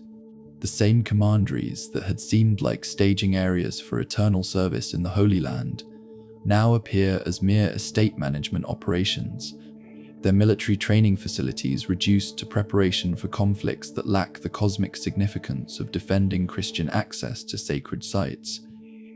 Knights who had found meaning in protecting pilgrims traveling to Jerusalem must now seek purpose in the more mundane responsibilities of managing European properties and maintaining institutional infrastructure.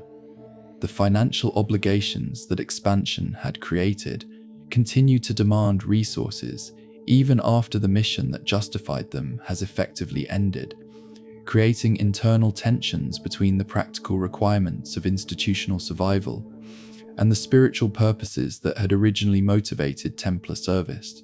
Commanderies throughout Europe require maintenance, horses need feeding, weapons demand replacement, and the administrative apparatus that had developed to support operations in the Holy Land continues to consume resources without producing the spiritual satisfaction that had made such expenses acceptable to previous generations of brothers. The changing political landscape of Europe presents additional complications, as kings who had once welcomed Templar military support now view their wealth and independence with growing suspicion. The international character that had made them valuable allies in the struggle for the Holy Land becomes a liability in an era of increasing royal consolidation and national consciousness.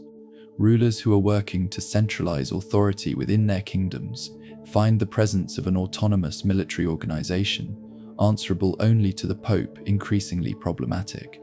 Philip IV of France emerges as the most dangerous of these transformed relationships, as his financial difficulties and political ambitions create incentives for viewing the Templars not as valuable allies, but as obstacles to royal prerogatives and sources of wealth that might be redirected towards serving purely national interests. His conflicts with Pope Boniface VIII demonstrate his willingness to challenge even the highest ecclesiastical authorities when they interfere with his political calculations, while his systematic efforts to consolidate French royal power reveal strategic thinking that views all competing institutions as potential threats. The theological questions raised by the loss of the Holy Land compound these practical difficulties, as critics begin asking whether an organization that failed in its primary mission deserves to retain the privileges and resources that success had justified. If divine favor had withdrawn from the crusading enterprise, perhaps it had also withdrawn from the military orders that had been its primary instruments. The same papal recognition that had originally validated Templar independence now seemed increasingly anachronistic in a world where their military mission no longer existed. The transformation of public perception proves particularly damaging as the Templars evolve in popular consciousness from heroic defenders of the faith to mysterious landlords whose true purposes remain unclear. Stories begin circulating about secret rituals, hidden treasures, and allegiances that extend beyond conventional Christian loyalty, creating an atmosphere of suspicion that will eventually provide justification for direct attacks upon their institutional integrity. Why? The irony of their situation becomes apparent to thoughtful observers. The very success that had validated their theological innovation and justified their rapid expansion across Europe now creates the conditions for their destruction. Their wealth, accumulated through the generosity of donors who believed they supported God's warriors, becomes evidence of corruption. Their independence, originally granted to ensure their effectiveness in serving Christian interests, becomes proof of dangerous autonomy.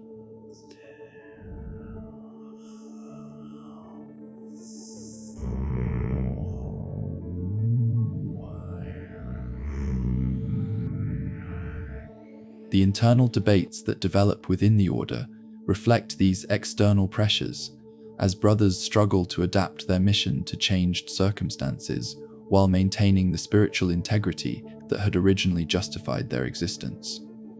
Some argue for renewed crusading efforts that might restore their original purpose.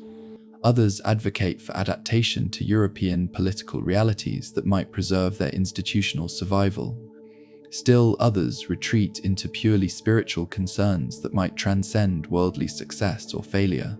As the 13th century draws to its close and the 14th begins with new challenges and opportunities, the Knights Templar find themselves at a crossroads that will determine not only their institutional future, but the entire relationship between religious idealism and political power in the medieval world.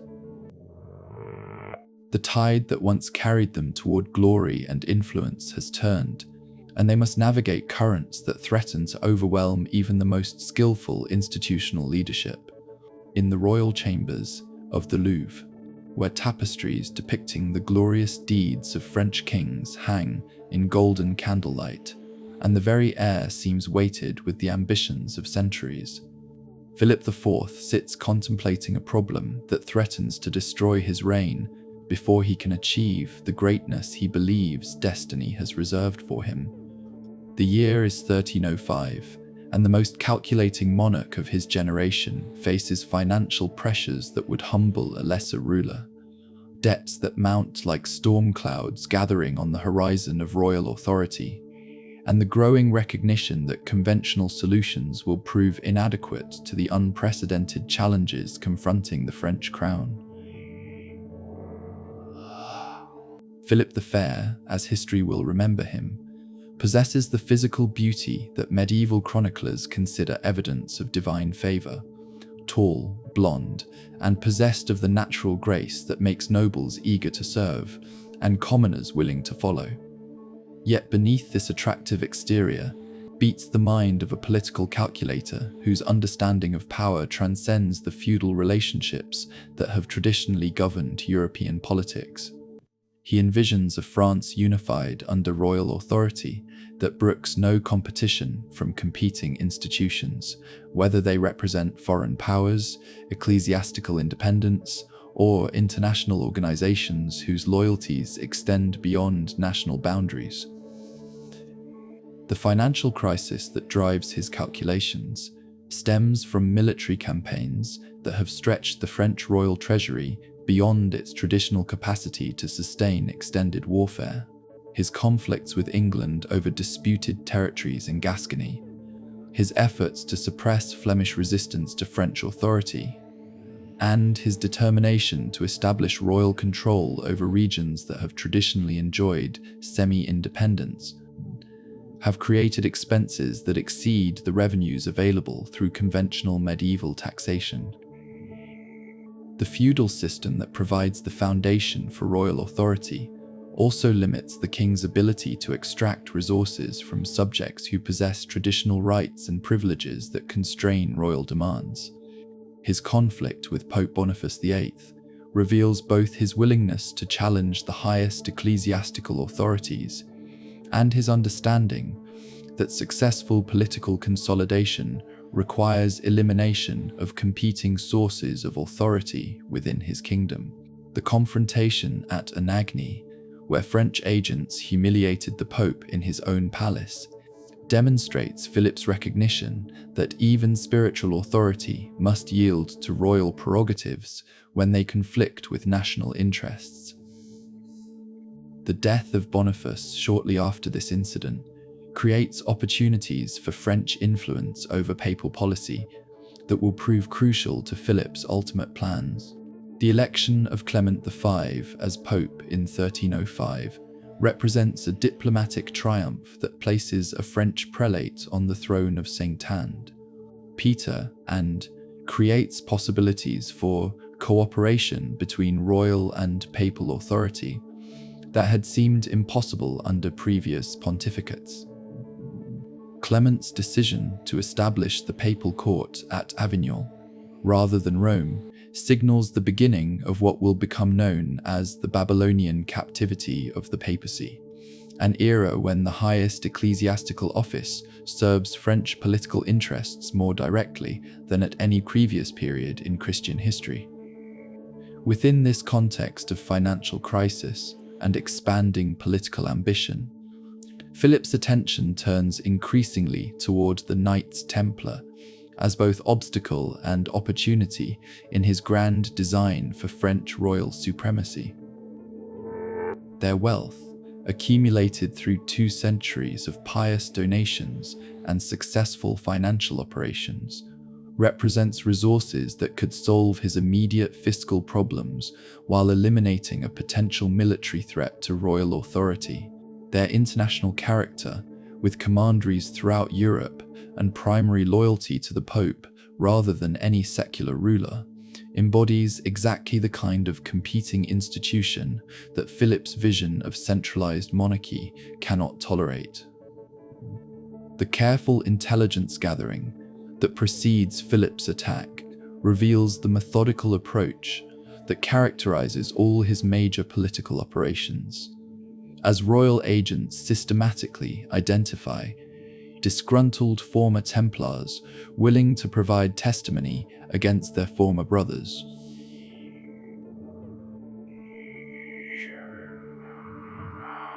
The charges that emerge from this preparation, heresy, blasphemy, homosexuality, and devil worship, reflect both medieval anxieties about religious orthodoxy and Philip's sophisticated understanding of the accusations most likely to generate popular support for his actions. Esquin de Floiran emerges as a crucial figure in this conspiracy, a former Templar whose personal grievances against the order provide Philip with the inside knowledge needed to construct credible accusations. His testimony, whether motivated by genuine conviction or calculated revenge, gives royal investigators the specific details needed to transform vague suspicions into formal charges that will satisfy canonical legal procedures while serving Philip's political objectives. The psychological profile that emerges suggests a man whose failures within the Templar system have created resentments that Philip's agents skillfully exploit for their own purposes.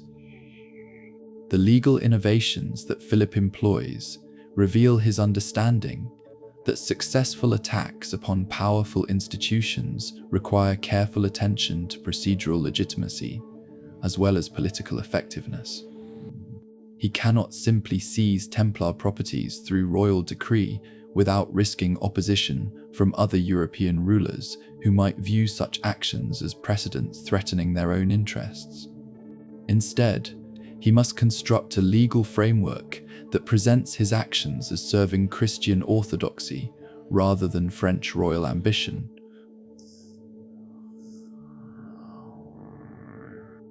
Protecting the faith rather than expanding royal power. eliminating corruption rather than acquiring wealth. The coordination required for simultaneous arrests throughout France demonstrates the administrative sophistication that distinguishes Philip's government from typical medieval royal administration, as royal agents receive sealed orders that will be opened at precisely coordinated times to ensure that Templars have no opportunity to hide assets, destroy documents. This represents unprecedented efficiency in medieval government operations, revealing capabilities that few contemporaries would have believed possible for any royal administration. The propaganda campaign that accompanies these preparations shows Philip's recognition that successful political operations require popular support as well as legal justification, as royal agents spread stories about Templar corruption, secret rituals, and allegiances that threaten Christian orthodoxy. These narratives, whether based on genuine evidence or manufactured for political purposes, create the psychological climate needed to justify actions that might otherwise appear as unprincipled attacks upon an organization that had served Christian interests with distinction for 2 centuries. The timing of Philip's attack reflects careful calculation of international political circumstances, as he waits for moments when potential allies of the Templars are distracted by other concerns, and the Pope's dependence upon French support makes papal opposition unlikely. The death of previous Templar supporters among European nobility, the preoccupation of other rulers with their own military and political challenges, and the establishment of French influence over papal policy create a perfect storm of circumstances that make successful attack upon the order possible for the first time in their history.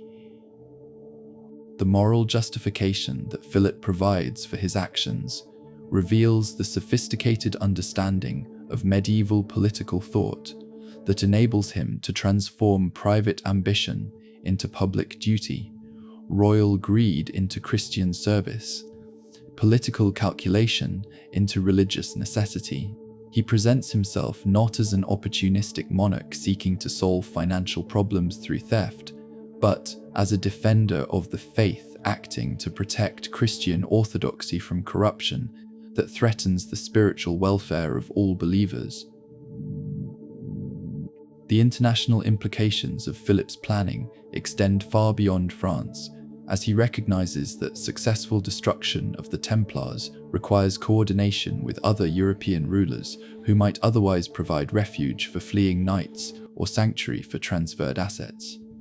His diplomatic efforts to convince other monarchs that they share common interests in eliminating an international organization that owes primary loyalty to ecclesiastical rather than secular authority demonstrate his understanding that the Templar question transcends merely French concerns. The personal psychology that drives Philip's calculations remains partially hidden beneath the formal documents and official proclamations that record his actions. Yet glimpses emerge of a ruler whose vision of royal authority requires elimination of all competing institutions, whose understanding of Christian kingship demands direct control over all religious organizations within his territories, whose conception of French greatness necessitates concentration of all significant power within royal hands.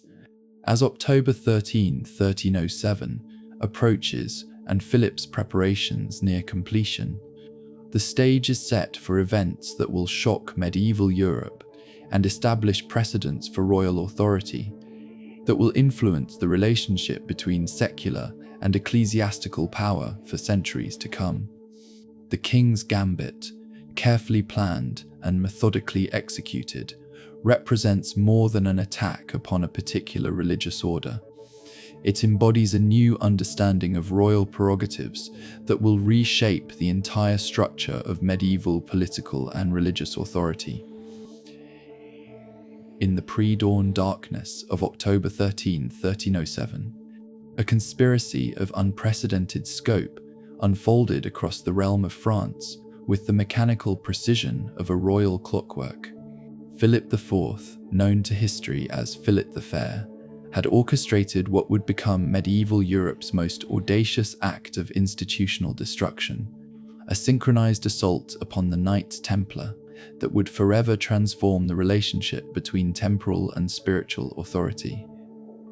The operation itself bore the hallmarks of Philip's calculating intelligence. Royal sealed orders, distributed weeks in advance to bailiffs and seneschals throughout France, awaited simultaneous opening at dawn. In Paris, in Troyes, in Poitiers, in every commandery and preceptory where the white mantles of the temple could be found, royal officers moved with the ruthless efficiency that characterized this most methodical of monarchs. The element of surprise was absolute. Even the most astute Templar administrators, accustomed as they were to navigating the treacherous currents of medieval politics, found themselves utterly unprepared for the scope and coordination of Philip's betrayal. At the Temple fortress in Paris, Jacques de Molay himself was among the first seized. The irony was exquisite in its cruelty. The Grand Master, who had dedicated his life to the service of Christendom, awakened not to the familiar sound of matins bells, but to the harsh commands of royal sergeants at arms. The aged warrior, his body bearing the accumulated wounds of decades spent defending the Holy Land, offered no resistance. Such was the Templar discipline that even in this moment of ultimate betrayal, the brothers maintained the dignity that had defined their order for 2 centuries. The charges themselves were a masterpiece of calculated blasphemy, designed not merely to justify confiscation, but to obliterate the Templars' reputation so thoroughly that no future pope or monarch would dare contemplate their restoration. Heresy, the gravest accusation in medieval Christendom, formed the foundation of Philip's case. But the specific allegations revealed the king's sophisticated understanding of public psychology, secret ceremonies where neophytes were forced to deny Christ, spit upon the cross, and engage in ritual homosexuality. Accusations that combined theological scandal with popular prejudices in a toxic synthesis guaranteed to disgust the medieval mind. The psychological warfare embedded within these charges demonstrated Philip's genius for propaganda. By accusing the Templars of precisely those sins that their vows had been designed to prevent, he created a cognitive dissonance that shattered public confidence in the order's fundamental legitimacy. If Christianity's most devoted warriors could be secret blasphemers, then what institution could be trusted? The very extremity of the accusations served Philip's purpose. Their shocking nature made measured skepticism appear as complicity with evil. Across France, the scene repeated itself with mechanical uniformity. In the commandery at Pains, where Hugh de Payens had first conceived the vision of warrior monks, elderly brothers who remembered the glory days of the Crusades found themselves shackled like common felons. In the wine-rich valleys of Champagne, where Templar agricultural expertise had transformed barren lands into productive estates, sergeant brothers who had dedicated their lives to honest labor discovered that their very competence had made them suspect. The royal inventories, compiled with meticulous care, revealed the true scope of Templar wealth, and thus the actual motivation behind Philip's theological theatrics.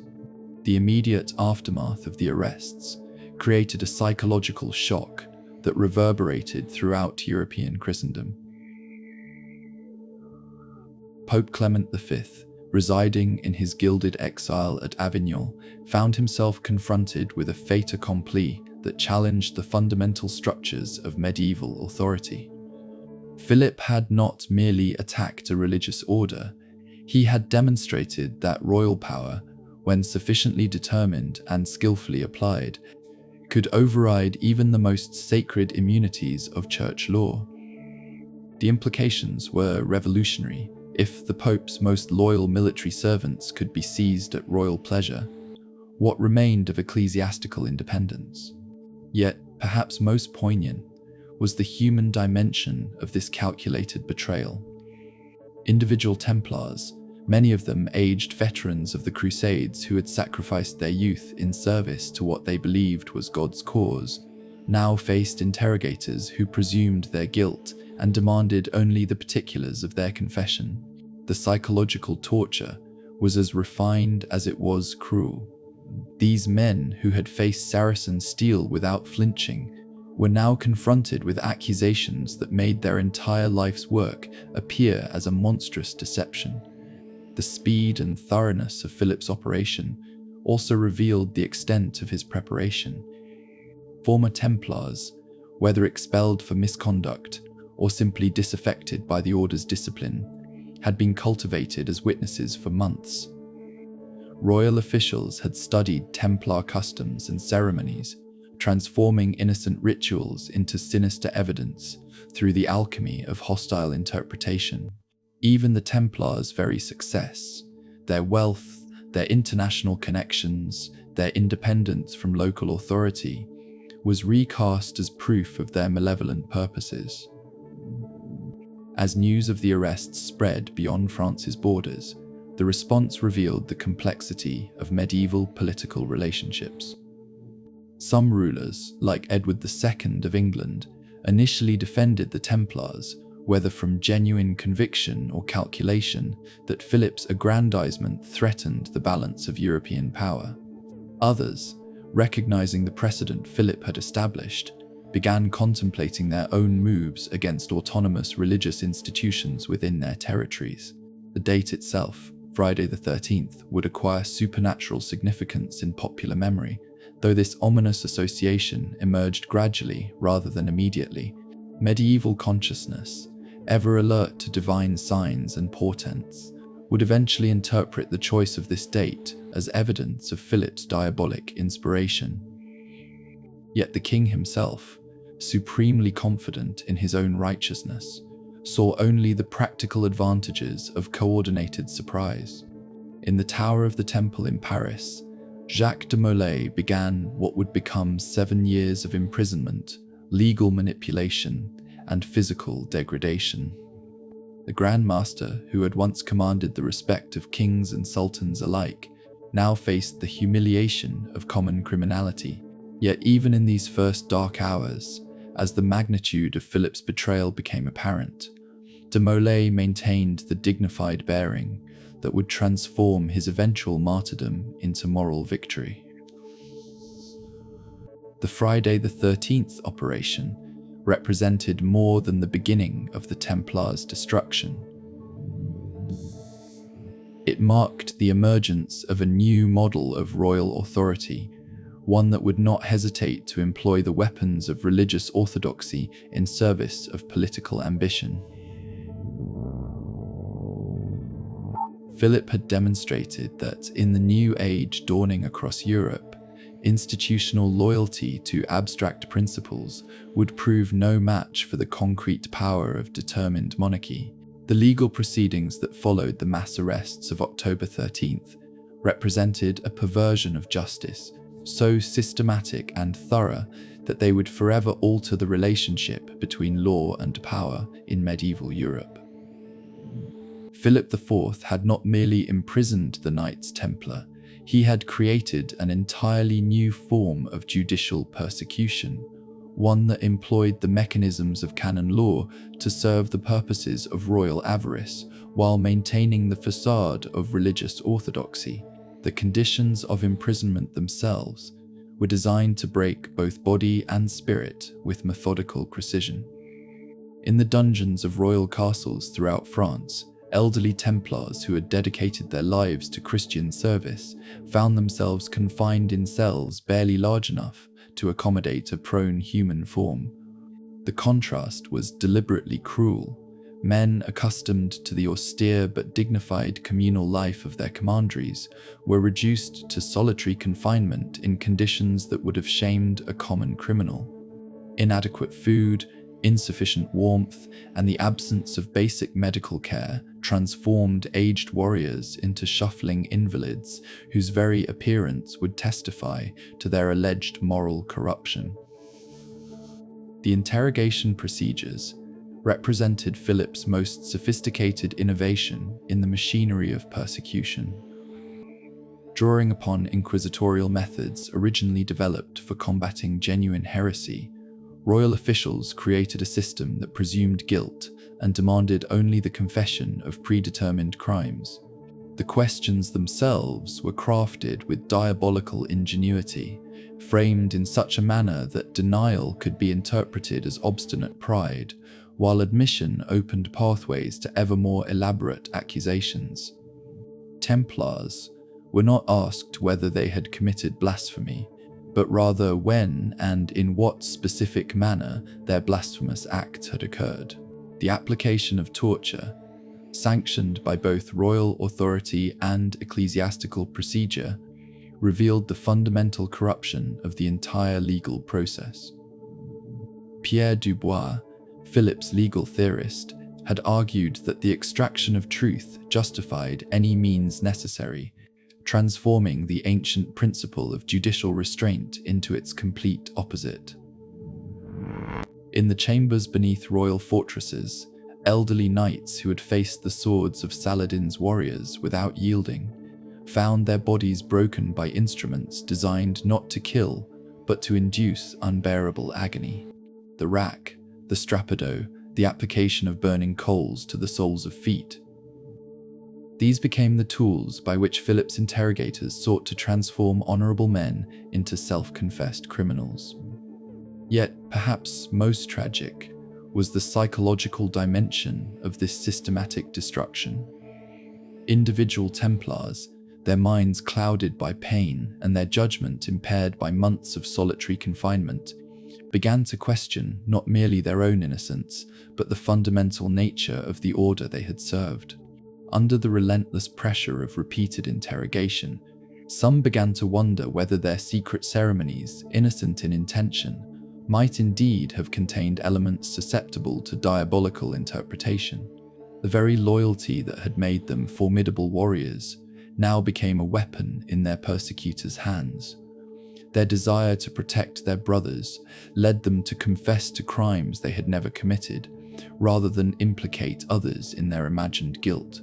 The legal innovations employed in these proceedings would have profound implications, extending far beyond the Templars' immediate fate. Philip's lawyers had demonstrated that canon law, properly manipulated, could serve secular purposes more effectively than traditional royal prerogatives.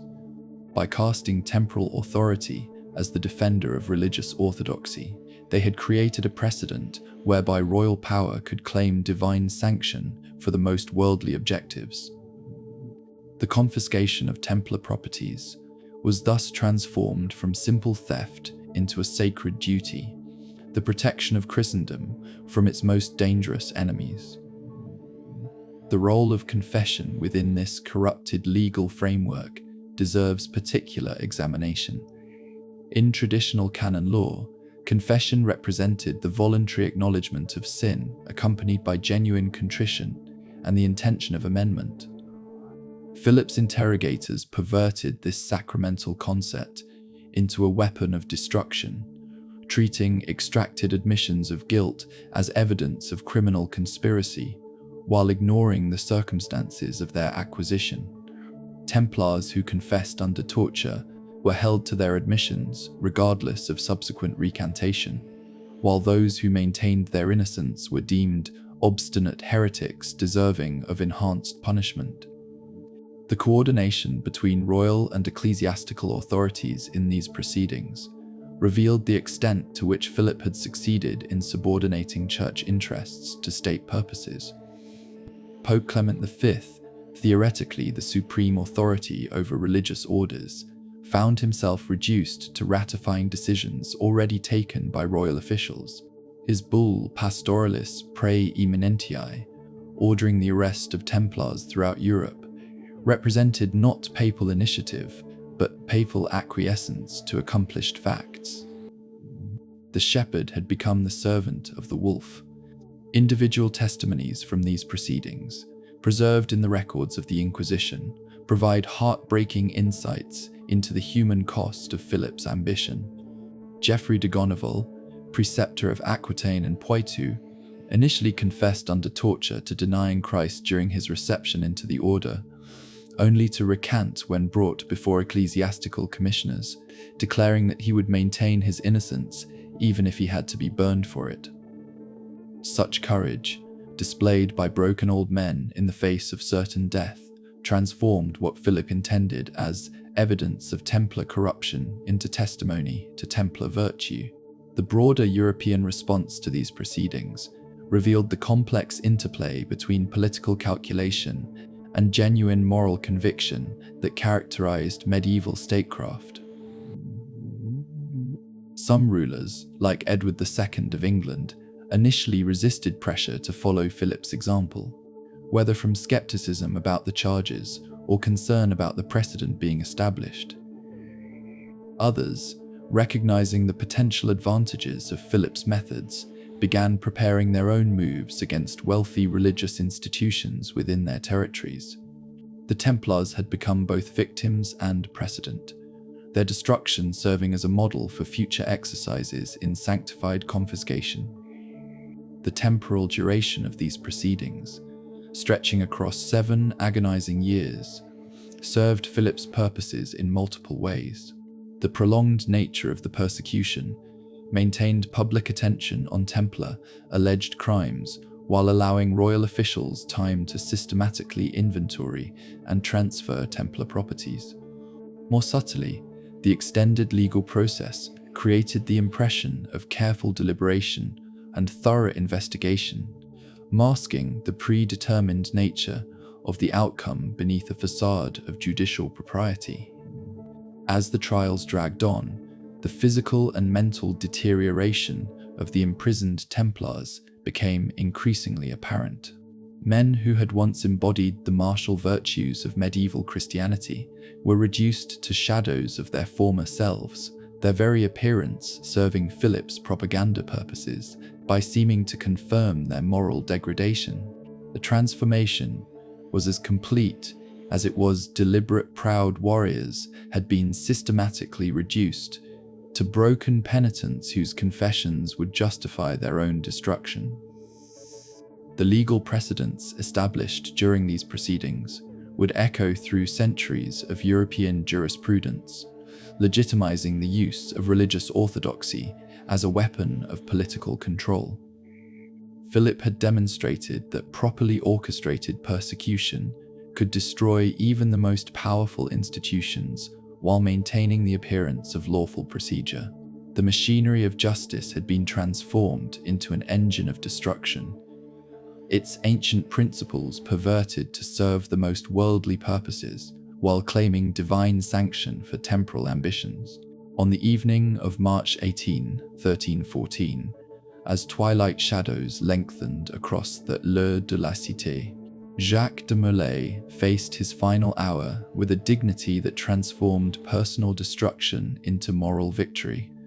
The last Grand Master of the Knights Templar, his body broken by 7 years of imprisonment, but his spirit undiminished, had chosen martyrdom over mendacity in a moment that would echo through the centuries as the ultimate vindication of an order destroyed by royal avarice and ecclesiastical cowardice.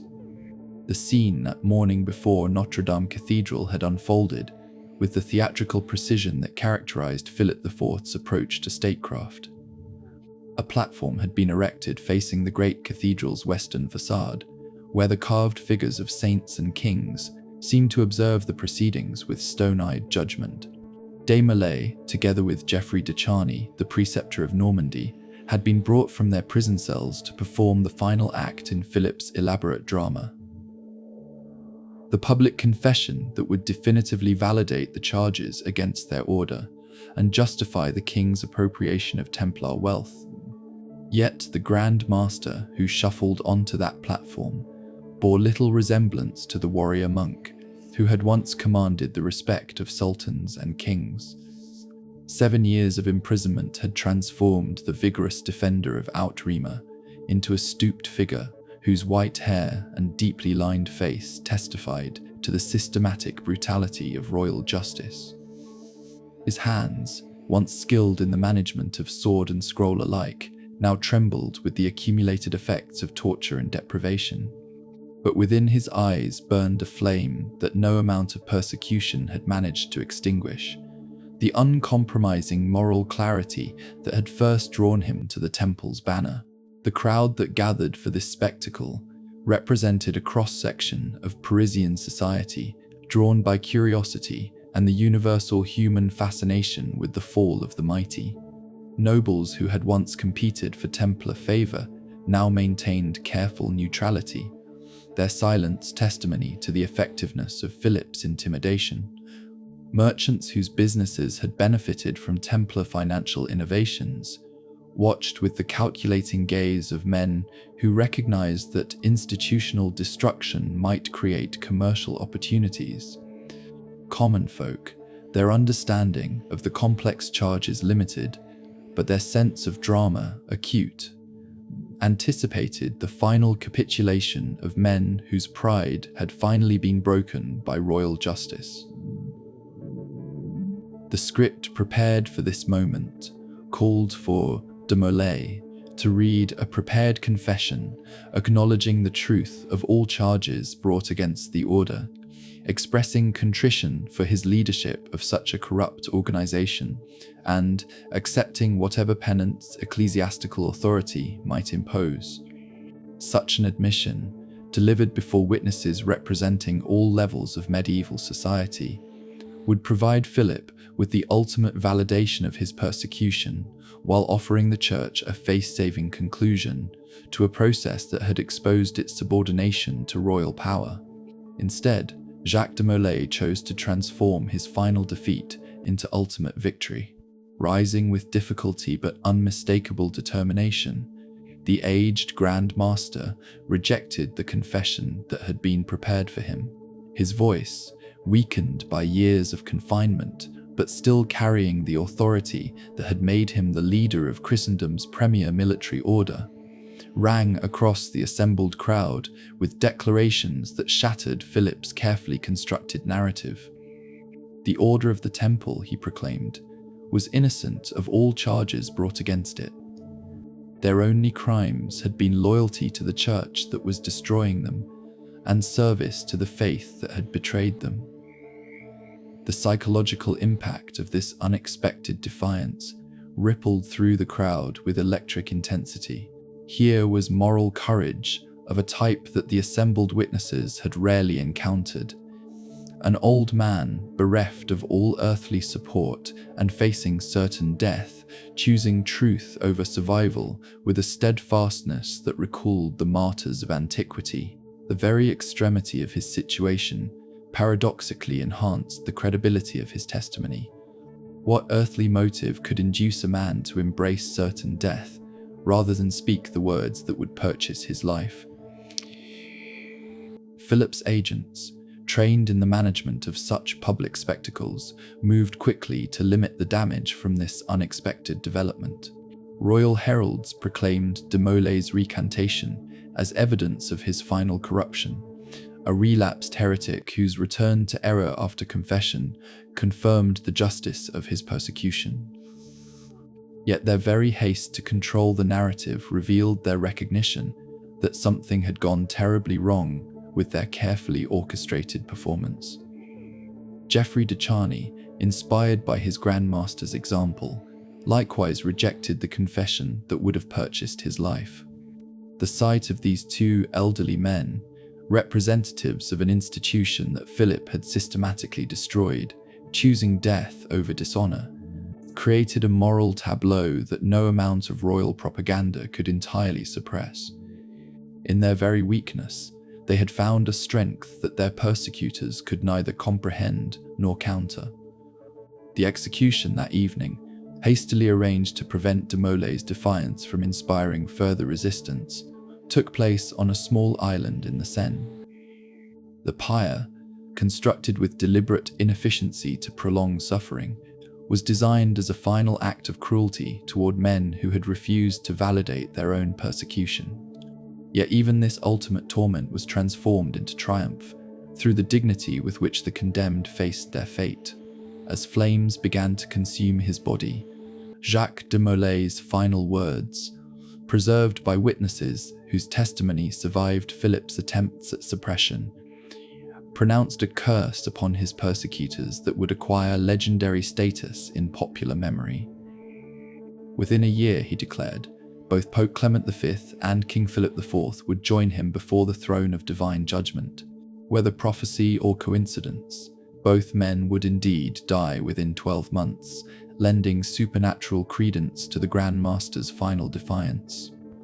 The immediate aftermath of the execution revealed the complex dynamics of medieval public opinion. Philip's officials attempted to control the narrative by emphasizing the justice of punishing relapsed heretics, while popular sentiment began gradually rehabilitating the Templars' reputation. The very extremity of their persecution, combined with the dignity of their final resistance, created a sympathy that would eventually transform them from suspected criminals into martyred heroes.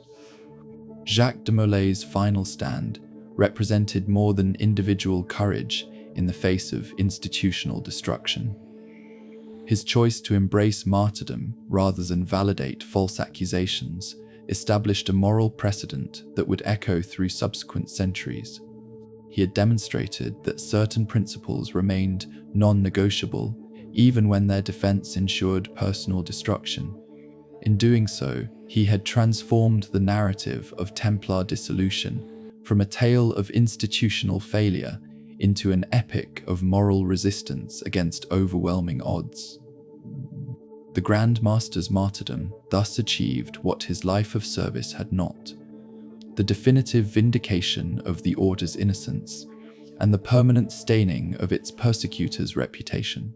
Philip IV might have succeeded in destroying the Knights Templar as an institution, but Jacques de Molay's final defiance ensured that their destruction would be remembered not as justice triumphant, but as virtue betrayed by power's ruthless calculations. The formal suppression of the Knights Templar, proclaimed by Pope Clement V in his bull Vox in Excelso of March 22, 1312, marked not merely the end of a religious military order, but the conclusion of a distinctive epoch in medieval Christianity. Yet the institutional death of the Temple proved incapable of extinguishing either the practical innovations they had pioneered or the cultural fascination their tragic fate would inspire across subsequent centuries. Their legacy would prove more enduring than their enemies had anticipated, and more complex than their admirers would acknowledge. The immediate practical consequences of Templar dissolution revealed the extent to which their organizational innovations had become integral to medieval European society. Their sophisticated financial networks, developed over 2 centuries of managing international transfers for pilgrims and crusading expeditions, could not simply vanish without creating significant disruptions in commercial activity. Italian banking houses, particularly the Medici and their contemporaries, inherited not merely Templar techniques, but entire operational frameworks that had proven their effectiveness across the breadth of Christendom. The letters of credit that had allowed a merchant in London to finance operations in Constantinople continued to function, though under different institutional auspices. The redistribution of Templar properties, theoretically assigned to the Hospital of St. Zenda, John of Jerusalem, practically resulted in a complex process of negotiation, confiscation, and adaptation that varied dramatically according to local political circumstances. In France, Philip IV retained effective control over the most valuable Templar holdings, regardless of papal dispositions, transforming ecclesiastical properties into royal demesne.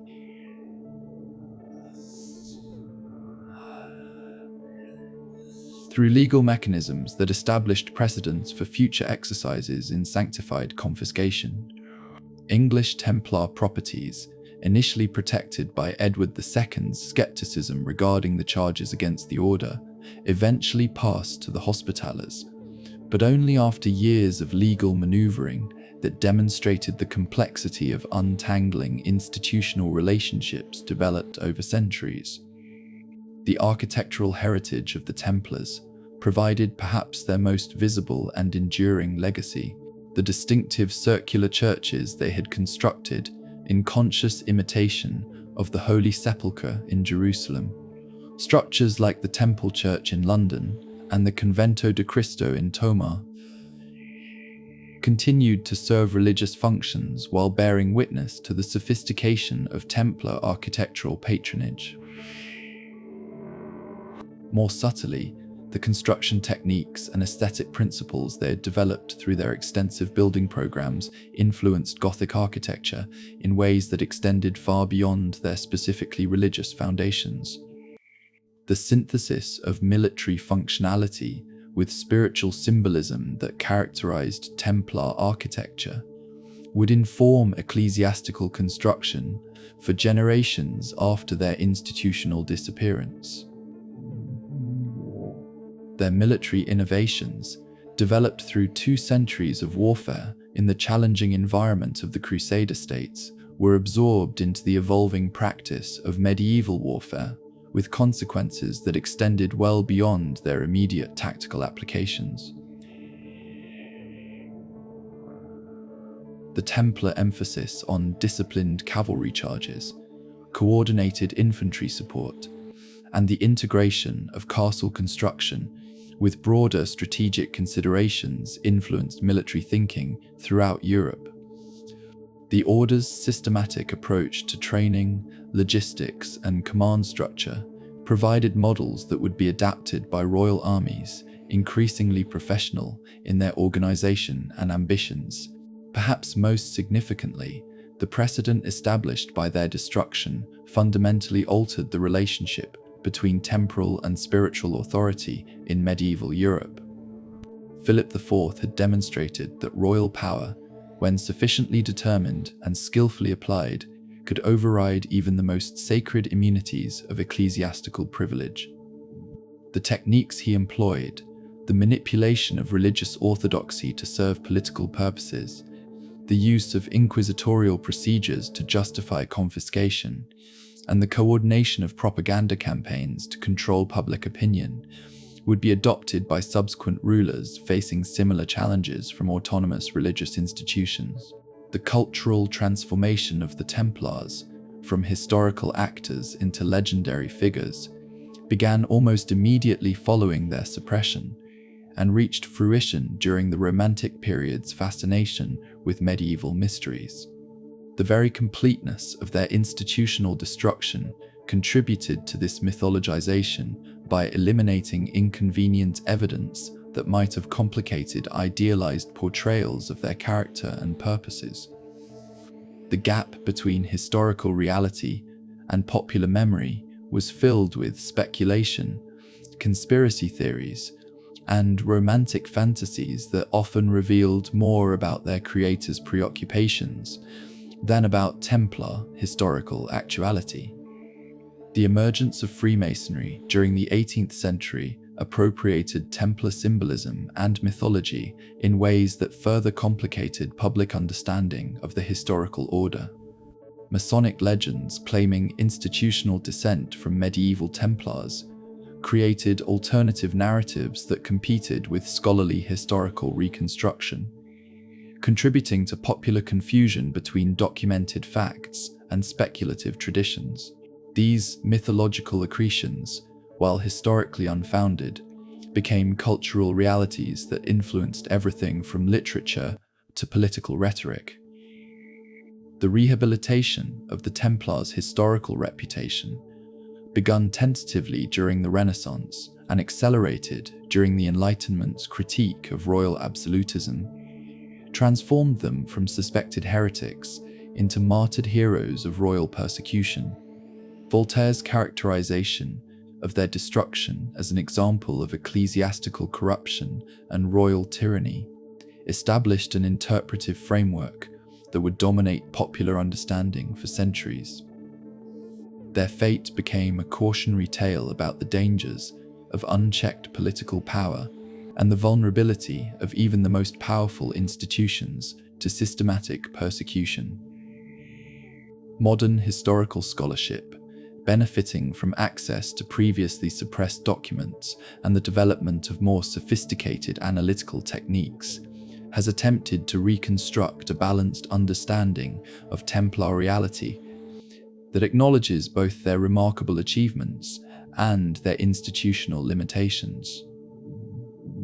This scholarly effort has revealed the order as neither the perfect Christian warriors of romantic imagination nor the corrupt heretics of royal propaganda, but as a complex medieval institution that succeeded brilliantly within the constraints of its historical context, while ultimately falling victim to forces beyond its capacity to control or comprehend.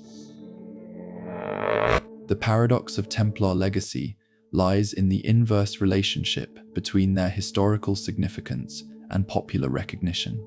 Their practical contributions to medieval civilization, innovations in banking, architecture, military organization, and international administration remain largely invisible to general public awareness, while their mythological associations with secrets, treasures, and conspiracies dominate cultural consciousness.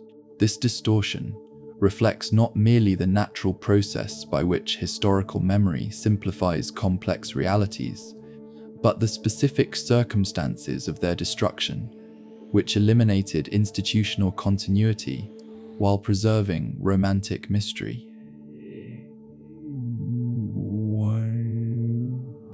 Their influence on subsequent religious military orders provides another dimension of practical legacy often overlooked in popular fascination with Templar mysteries. The reorganization of the Hospitallers following their acquisition of Templar properties, the establishment of the Teutonic Knights' Baltic Crusade, and the creation of Spanish military orders during the Reconquista all reflected lessons learned from Templar experience, both positive and negative. The institutional forms they had pioneered continued to evolve even after their own corporate extinction. Contemporary interest in the Knights Templar, manifested in everything from scholarly conferences to popular entertainment, suggests that their story continues to resonate with concerns that extend beyond purely historical curiosity. Their rise from humble origins to international prominence, their synthesis of spiritual idealism with practical effectiveness, and their ultimate destruction by forces they had served faithfully, all provide archetypal patterns that speak to perennial human experiences. In their triumph and tragedy, modern audiences recognize both the possibilities and the limitations of institutional idealism confronted by political reality. The Templars' legacy thus encompasses multiple layers of influence: the practical innovations that outlasted their institutional demise, the legal and political precedents established by their persecution, the cultural mythology that transformed their memory into romantic legend, and the historical lessons their fate provides about the complex relationships between power, faith, and justice in human societies. Their story remains compelling, not because of any secrets they may have possessed, but because of the universal themes their experience illuminates about courage, loyalty, corruption, and the ultimate fragility of human institutions. In the gathering dusk of historical memory, where shadows lengthen across centuries, and the distinction between fact and legend dissolves into the gentle ambiguity of myth, the Knights Templar continue their eternal vigil.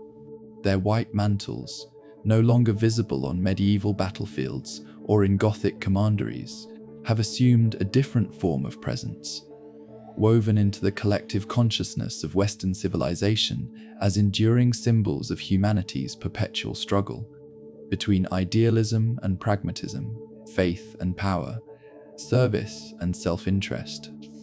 the ruins scattered across the European landscape, crumbling walls in Yorkshire dales, weathered stones along Portuguese coastlines, empty chapels echoing with the memory of prayers once offered with unwavering devotion. Yet these physical remnants, beautiful in their decay, speak to something more profound than institutional mortality. They testify to the human capacity for creating meaning through collective endeavor, for transforming individual limitation into corporate achievement, and for pursuing transcendent purposes, even when earthly success remains uncertain. The Templars' story resonates across the centuries precisely because it encapsulates universal themes that transcend the specific circumstances of medieval Christendom. Their rise from humble origins to international prominence reflects the perennial human dream of achieving significance through dedication to causes larger than personal interest.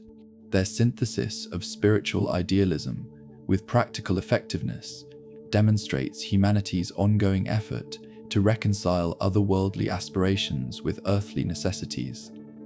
Their ultimate destruction by the very authorities they had served faithfully illuminates the tragic vulnerability of virtue to the calculations of power.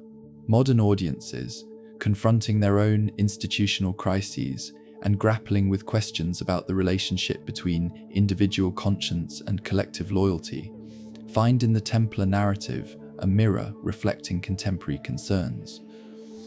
The tension between global organizations and national sovereignty, the challenge of maintaining ethical standards within competitive environments, and the difficulty of preserving institutional integrity across generations, all echo themes that defined the Templars' historical experience. Their fate serves as both inspiration and warning, demonstrating the heights human cooperation can achieve while revealing the depths to which political ambition can descend. The enduring fascination with Templar secrets and mysteries reflects not merely curiosity about hidden knowledge, but a deeper longing for meaning in an age that often seems to have lost connection with transcendent purposes. In an era characterized by institutional skepticism and spiritual uncertainty, the image of warrior monks who combined absolute faith with practical competence provides a compelling alternative to contemporary fragmentation. Whether the historical Templars actually possessed the wisdom attributed to them matters less than their symbolic function as representatives of integrated existence, lives unified by clear purpose and unwavering commitment. Their legacy in the realm of practical innovation, banking systems that evolved into modern financial networks, architectural techniques that informed Gothic construction, military strategies that influenced medieval warfare, demonstrates how institutional contributions can outlast the organizations that created them. The Templars' most important discovery was not any hidden treasure or secret knowledge, but rather the demonstration that human beings, properly organized and motivated, could create institutions capable of functioning effectively across vast geographical distances and cultural differences. Their international network prefigured the global organizations that characterize contemporary civilization. The moral dimension of their story continues to challenge comfortable assumptions about the relationship between success and virtue, power and corruption, idealism and practical effectiveness. The Templars achieved remarkable worldly success while maintaining, at least in their corporate identity, genuine commitment to spiritual principles. Their destruction came not through internal corruption, but through external manipulation of their very virtues against them. This paradox suggests that in a fallen world, even the most noble endeavors remain vulnerable to forces beyond their control or comprehension. Their transformation from historical actors into cultural symbols reflects humanity's need for archetypal narratives that provide patterns for understanding complex moral and political situations. The Templars have become a template through which successive generations have explored questions about institutional loyalty, individual conscience, and the proper relationship between spiritual authority and temporal power. Each era has discovered in their story reflections of its own preoccupations and challenges. As we rest in contemplation of their memory, the Knights Templar offer a final gift: the recognition that human institutions, however powerful they may appear and however permanent they may seem, exist ultimately in service to values that transcend institutional boundaries. Their white mantles have faded into historical memory, but the principles they attempted to embody, courage in service of justice, loyalty tempered by conscience, and faith expressed through action, remain as relevant today as they were in the hills of Jerusalem nearly a millennium ago. In the end, the Templars' greatest secret was perhaps the simplest: that ordinary human beings, united by shared purpose and sustained by mutual commitment, can achieve extraordinary things.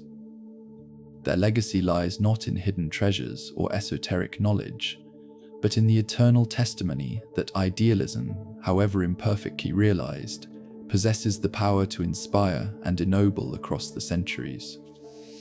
As sleep embraces those who have journeyed with them through their remarkable story, their memory continues to whisper of possibilities that transcend the limitations of any single age or institution, carrying forward the eternal human quest for meaning, purpose, and transcendence that defines our species' noblest aspirations.